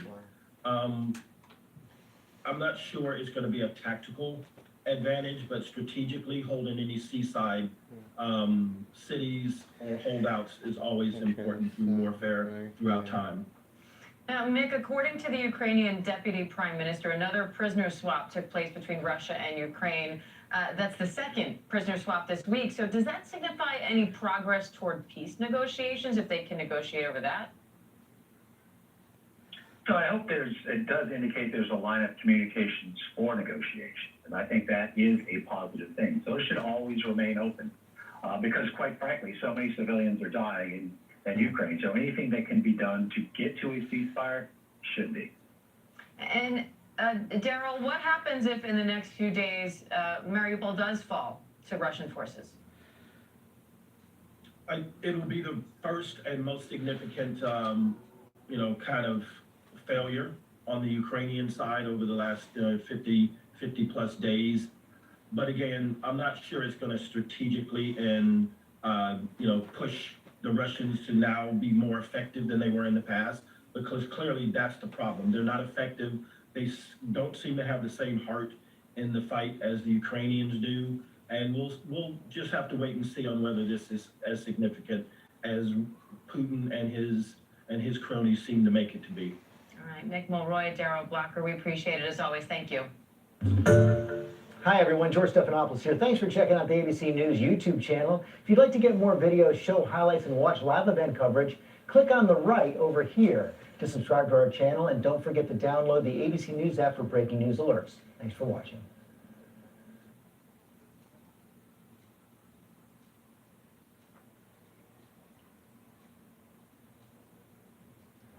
I want to tell you about a mystery now, one that may or may not have a connection to the war in Ukraine, and reports, most recently Bloomberg, of Russian elites dissatisfied with Vladimir Putin's war.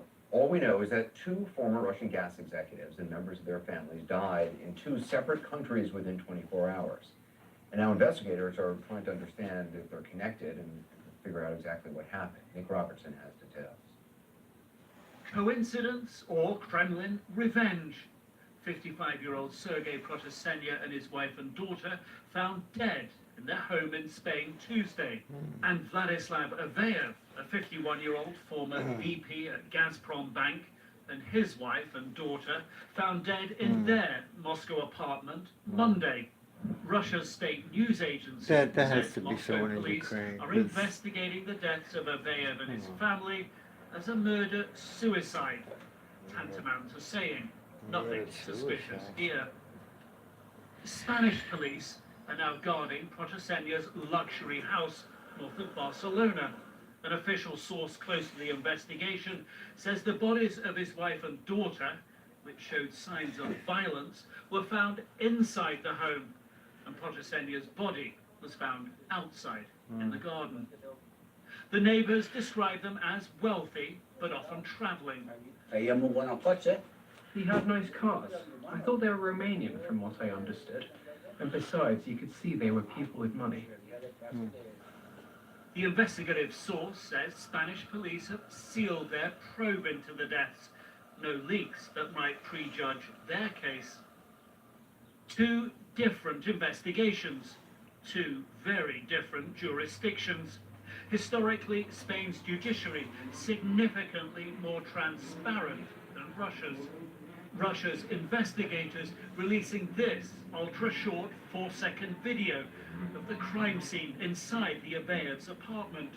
The family's employees reportedly alerted a relative the parents and daughter weren't answering calls from within their locked apartment. Police found all 3 dead from gunshot wounds. Suspicious deaths of Russians overseas and at home are nothing new. Former Russian spy Alexander Litvinenko poisoned and killed in London 2006. A British coroner questioned the apparent suicide in his locked bathroom of oligarch and Kremlin critic Boris Borozevsky near London in 2013. 2018, the attempted murder by deadly Russian nerve agent Novichok of former spy Sergei Skripal and his daughter. So too in Russia. Putin critic Alexei Navalny poisoned, nearly killed with Novichok in 2020. There is no evidence Protosenya or Aveyev were Putin critics. There is evidence, however, that despite Kremlin demands for loyalty among the elite, some previously silent Putin allies are coming out against him. Today, as Putin's war polarizes Russians for and against, suspicions of shady Kremlin killings will likely linger long after Moscow's investigators close Aveyev's case. Nick Robertson, CNN, Brussels.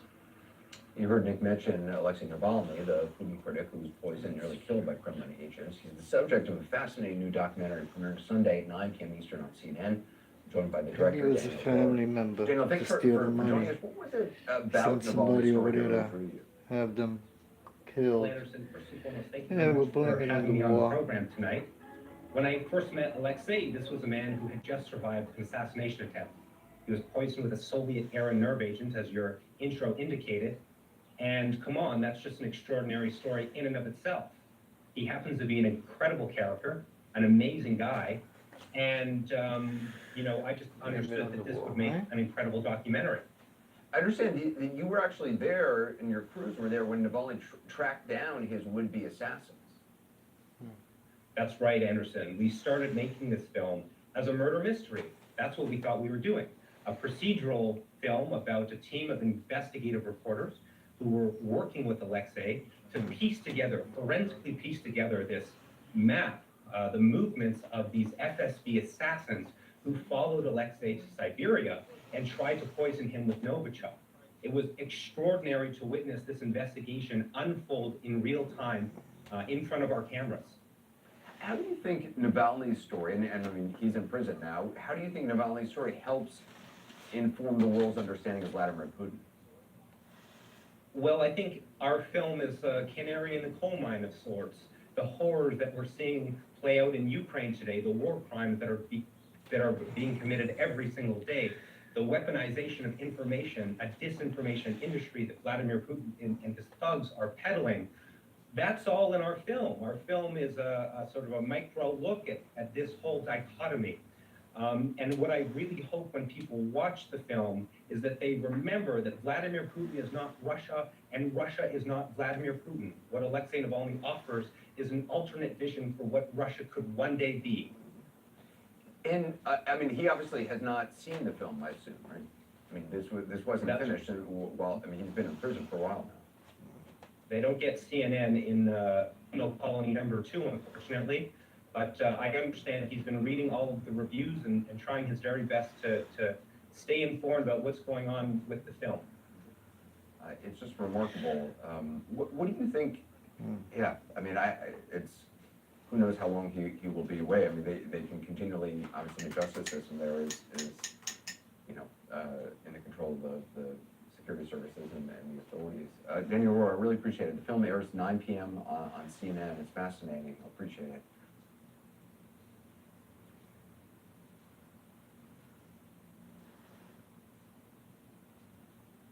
This is Sergei Protosenya. Until recently, he lived comfortably in France with an estimated wealth of more than $400 million. Money he made as a former top manager of the Kremlin-connected Russian gas giant. How fast is this going? Okay, what else we have here? What is this? Live. What is this? When this happened? Oh, just now.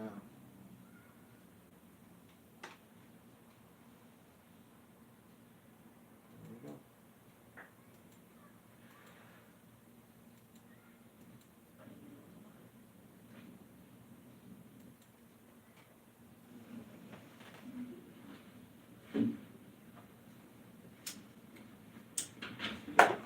Hello, everyone. Thank you for being with me on this Monday so that we can update you concerning a horrible event, a murder that occurred up in the northeast area of the county.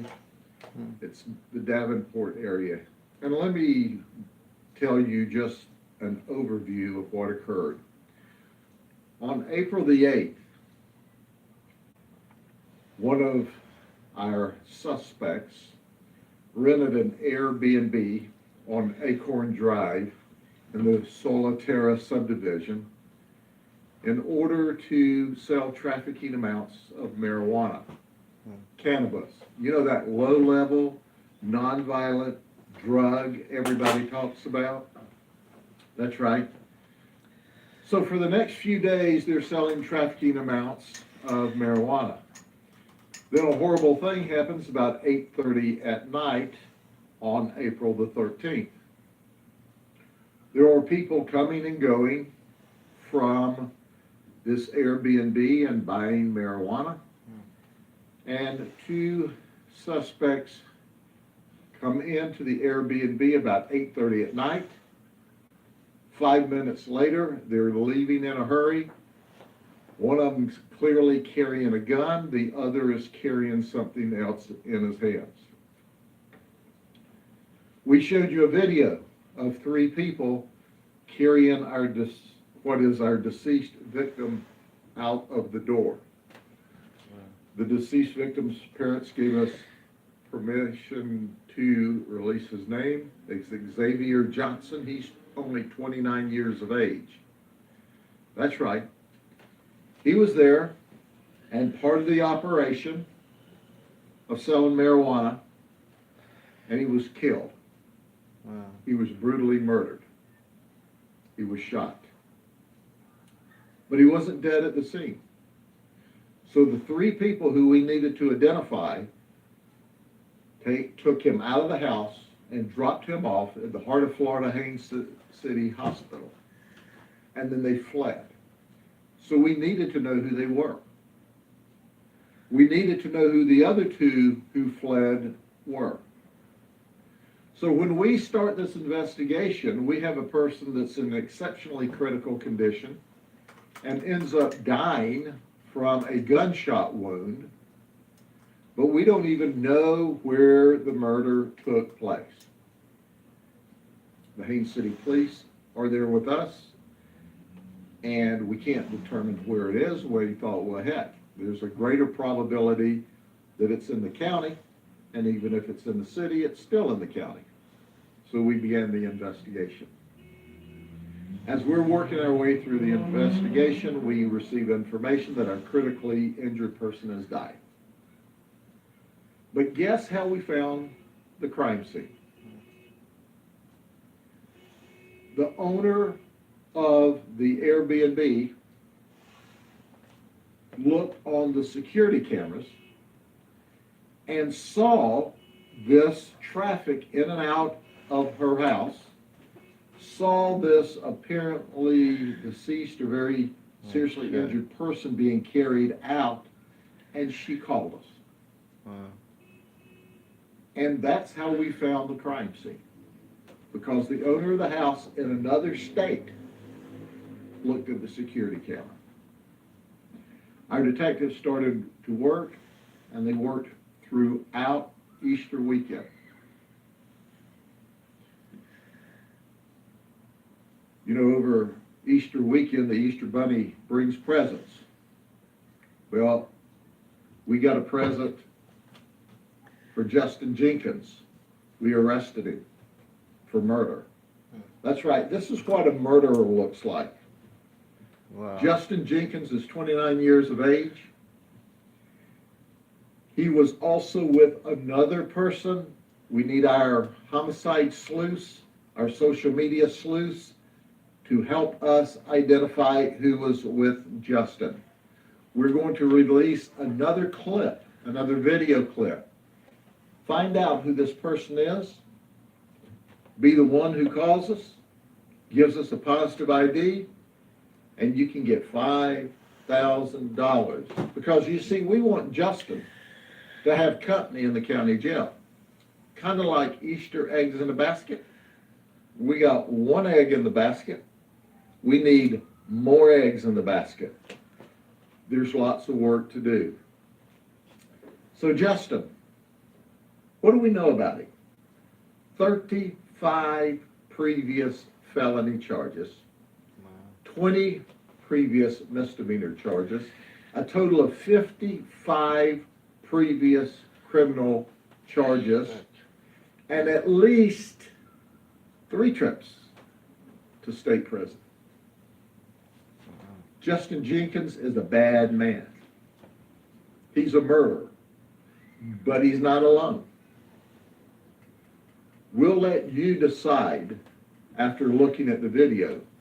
It appears to be his partner is a Hispanic male. But you make the determination when you call us and say, hey, here's his running buddy. Here's who's with him. Jenkins was located at 2440 South Palmetto in South Daytona Beach in Volusia County.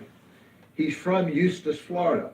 When our detectives called Eustis over the weekend, the holiday weekend, they got a hold of a corporal. The corporal said, oh, we all know the Jenkins. Yeah, we know him real well. He's a bad man. He's a murdering man. So help us finish solving this crime. The investigation is still well underway. We're not going to release any other details of the crime or what we know, and we know more than we're saying today. But what we don't know is who Jenkins' associate was that night. We have the other 3 identified. They're under investigation. The people who rented the house, they're under investigation. This case is far from over. But what we need is his partner. His partner that helped murder someone. That's right.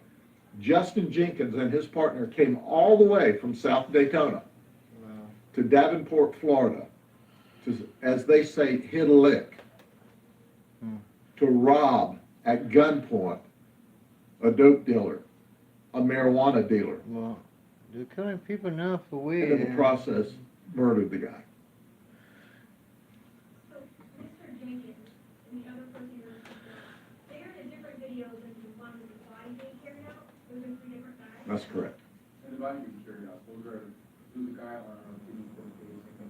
who's got the body off, they're not suspects. Oh, yeah, they are. The guy on the, Chris Custom said that they were picked up, he said he was next train, and they were carrying his body to the hospital.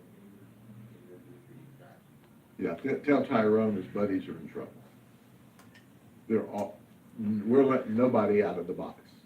Or, since it's over Easter weekend, we're letting nobody out of the basket. Okay? Everybody's in the basket. We know he shot. We know he brought a partner with him.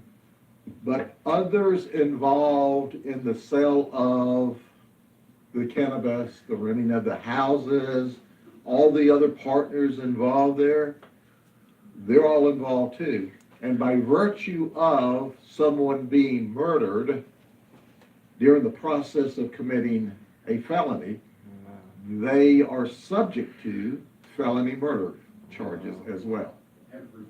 Everybody that's involved in the Easter basket. The owner of the home is certainly innocent. That person is well out of state.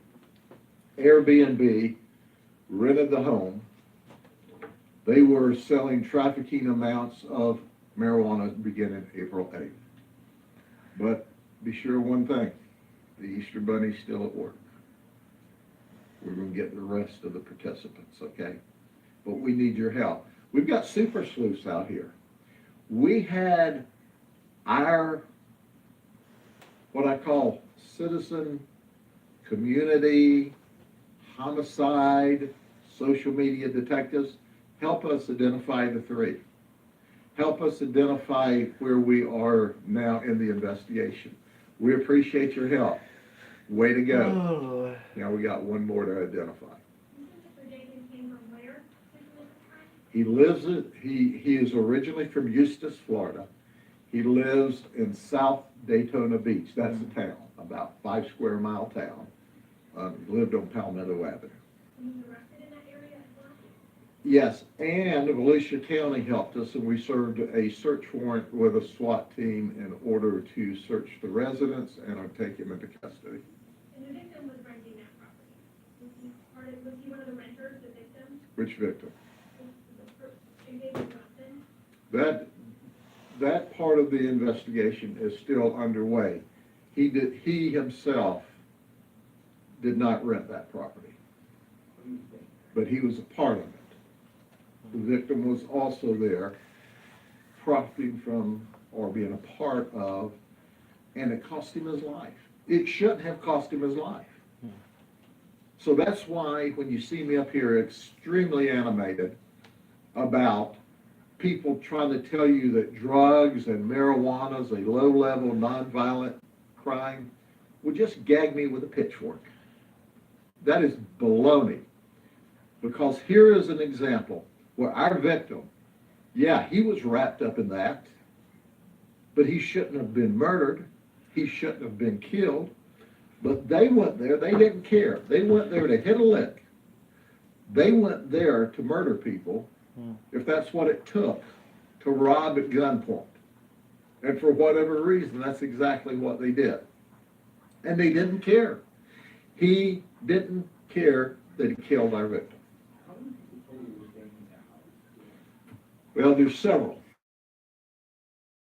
All of the total. We know that at that moment in time, that snapshot, there was as many as 5 to 7 to 8 people that were in and out.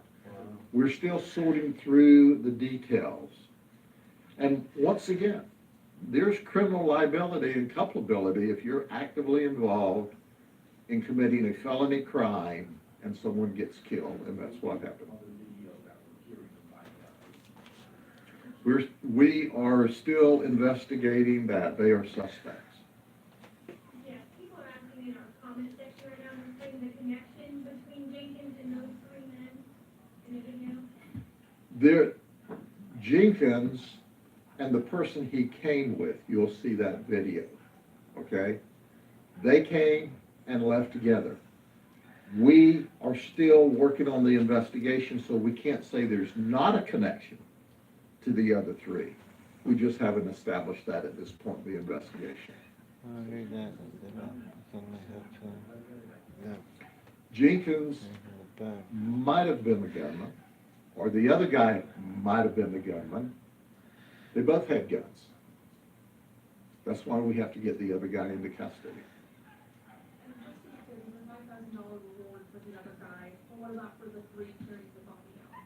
Well, we don't know yet, because we've got to unravel that part of the investigation.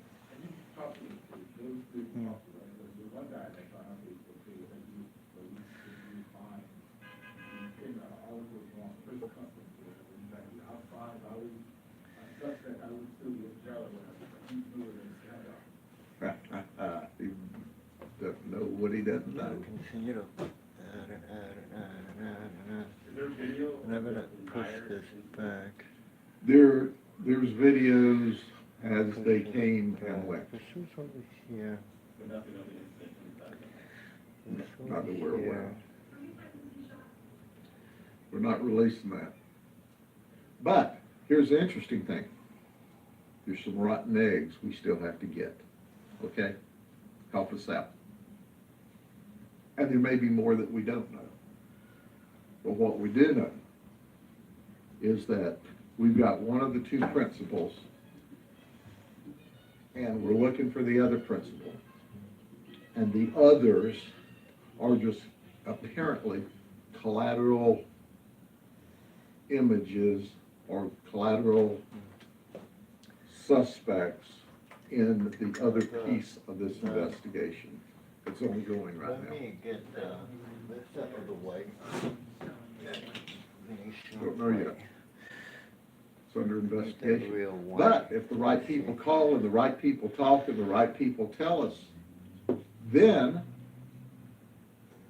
that'll help us sort it out.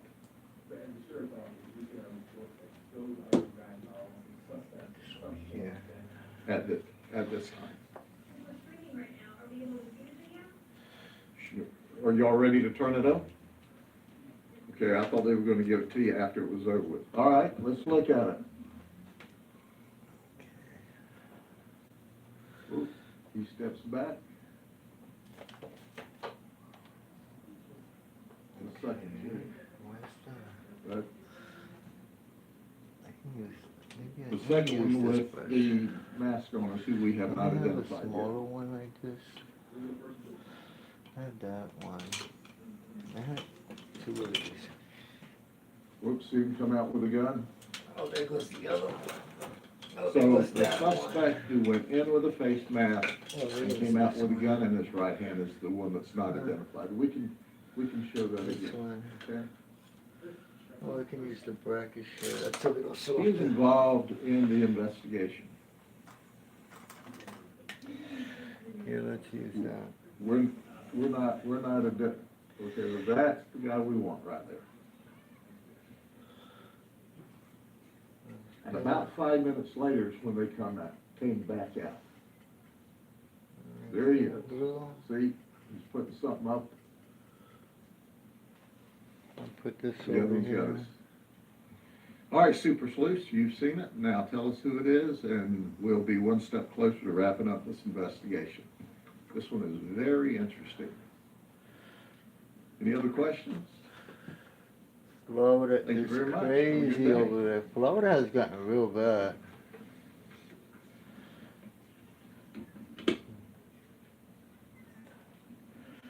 Yeah, Florida has gotten real bad. Okay, this is more of a.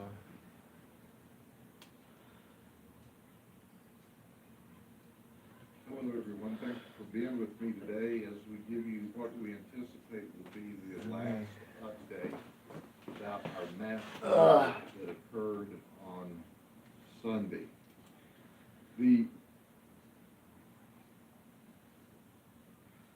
What is this? She just went crazy. What? What the hell happened with her? Welcome, ladies and gentlemen. This is all about Amber Heard going absolutely crazy because Johnny Depp wanted a post-nup. Now, they were unable to get a prenup. Apparently, there was not enough time. Amber was obstructive of them getting a prenup. So he set about getting a post-nup. And that's perfectly reasonable. No issue with that. And you'll see in this specific section, because I have another video to follow this, this is what caused the argument which would lead to Johnny Depp's finger being severed. But it's interesting the wording that's used in Johnny Depp's testimony that he claims Amber stated, which was, I'm not even in your will. And it's these kind of things which indicate the true intentions of an individual. It does seem that her goal was monetary. And we've heard that actually from a few individuals now. And it's not even that we've just heard it from other individuals. I mean, her wording herself, the obstruction of getting a prenup, the obstruction of getting a postnup, all of these things do indicate an individual that, primary focus was monetary. Control, monetary, any situations that led to her being out of control in that moment, i.e. A prenup. She doesn't want it. She's out of control in that moment. A post-nup, she's not controlling that situation. Led to her insecurities flaring up, which correlates back to what her personal assistant had stated. Well, she's gonna look real bad now. I don't know why, because she has So she went crazy money, right? because Johnny Depp wanted to get a prenup and then a post-nup. Again, please do stay tuned for that following video. So it's fascinating stuff, and for something to blow up to the degree that he had his finger severed is crying shame. But again, that video will be separate and to follow. So again, if you've appreciated this coverage, hit that thumbs up and do share it. When you and Miss Heard got married, did you have a prenuptial agreement in place? No, we did not. And why not?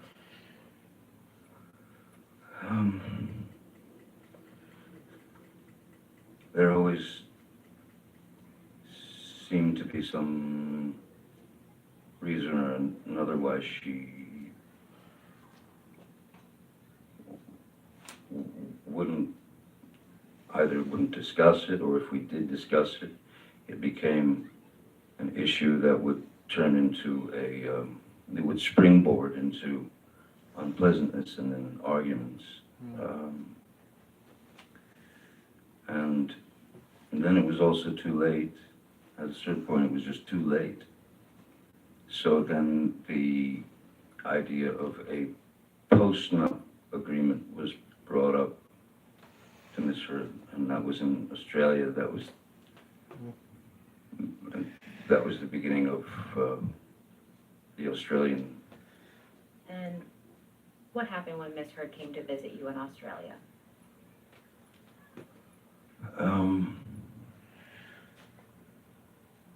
Ms. Heard was upset because, as I stated earlier, as it was too late for a prenup agreement, there was discussion of post-nup agreement, and I had called my lawyer at the time and asked him if he could have one of his lawyers sit down with Ms. Heard and give her a basic rundown of what a postnuptial agreement meant.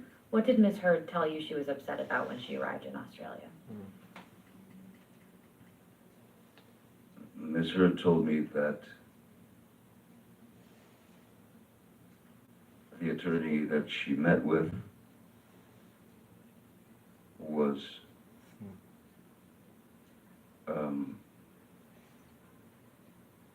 rude and dismissive, and all she was being shown was an example of a postnuptial agreement. Ms. Hurd then stated to me, she was very upset. She stated to me that that what she had said was, she said to the lawyer, the woman, that this Johnny can't, he must not, he doesn't know about this. He's never seen, he doesn't know that this is what this is. No way he would agree to this. And what Ms. Hurd then expressed to me was that the lawyer, the woman, had laughed at her and said, oh, he knows. Yes, he knows everything. Which sent her into a tailspin. So by the time she arrived in Australia, that was sunk very deep into her psyche. I mean, so much so that Wow. what really surprised me was that she kept saying, You went nuts. I'm not even in your will. I'm not even in your will. I thought that was an odd thing to say. Especially since I don't think anybody had had time to change wills or anything of that nature. So those things just didn't, it felt wrong. And she could not let go of the fact that I was in on this post-nup agreement, and that I was trying to trick her into essentially getting nothing if something were to happen. And how did you respond to Ms. Hurd? So I just told her those are not my intentions, you know. And at a certain point, you don't know what to do. I mean, the person is telling you, she's telling you, you don't trust me, you don't trust me, you don't trust me, and I can't speak about legal documents. I can't speak legalese. I can't explain to her these things. All I could do was try to calm her down and say that I was not out to screw her over or put her in a position that was uncomfortable. Did that work? These were stock, normal things to do. It did not work, no. It escalated and escalated and it turned into madness, chaos, Can you please? violence.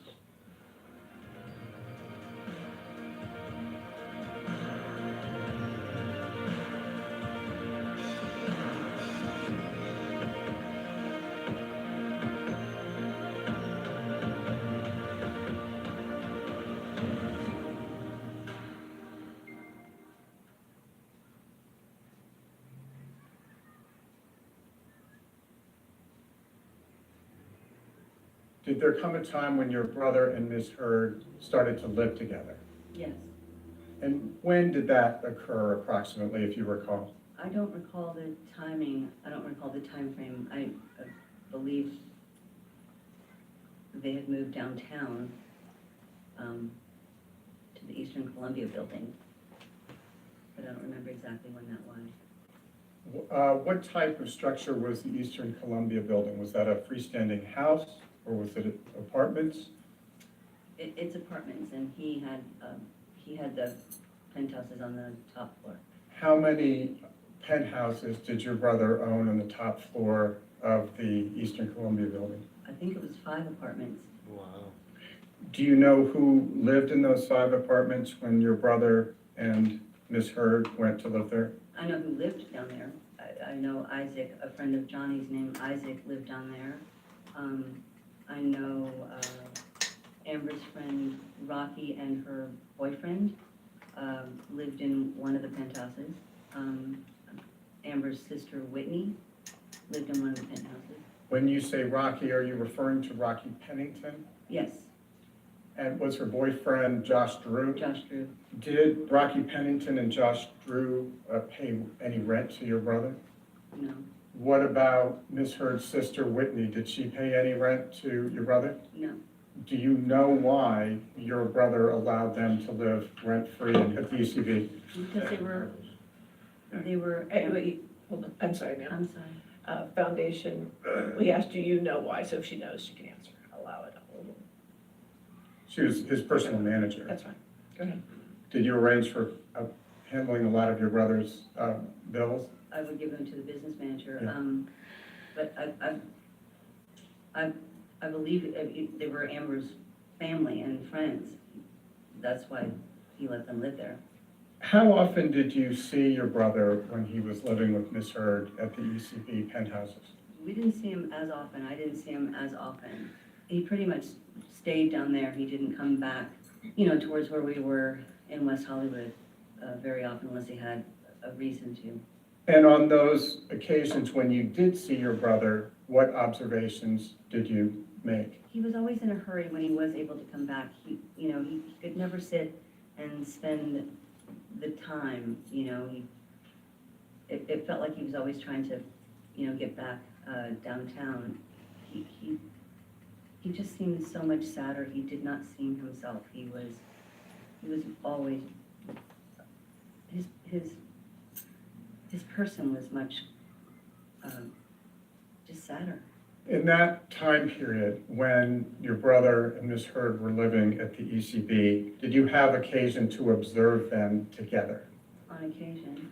Would you please describe for the jury what you observed on those occasions when you saw your brother and Miss Heard together? Different occasions. I've seen them together when they've come into the office. I mean. In your capacity as Johnny's personal manager, do you know whether your brother and Amber ever traveled together? Yes, they did travel together. There were, there were times when, when Johnny had to go do press or film, they traveled together. What type of travel arrangements did you make for the two of them when they traveled together? We would get a private plane that took them to whatever the destination was, and make sure that we had, the hotel accommodations taken care of. Part of what we did was to always make sure that we anticipated, everything. So we would do the travel, the hotels, cars, drivers. I would make sure that there was an extra hotel room, for trips when they would go. Why did you make sure there was an extra hotel room when Johnny and Miss Heard went on trips together? Because they're. All right. I don't believe it does. Okay, that's fine. You can answer, ma'am. Oh, thank you. I booked the extra hotel rooms because if Johnny was at home or, anywhere like that, he was able to, if they argued, he was able to leave the room, leave the argument, and go like he's always done and hide in a different room to get away from it. When they were traveling for, the different reasons for press or whatever, and we had an extra room, because it wasn't unusual, for them to have an argument. So I wanted to make sure that there was a room that you booked for him? Yes. All right. Foundation, if you want to lay a foundation. I think the foundation was she made all of the travel. Well, I can actually lay it for some other questions as well. She was personal manager. Whose idea was it to book an extra room for your brother when he traveled? It was my idea because, I saw a repeat happening in life when we were kids and arguments and fighting would start to happen. Our first thing was to go and hide and, get away from it. And since I recognized what felt to be a pattern that was a repeat pattern from his childhood, I wanted to make sure that there was a place that he could do just that. Did you book your brother's hotel accommodation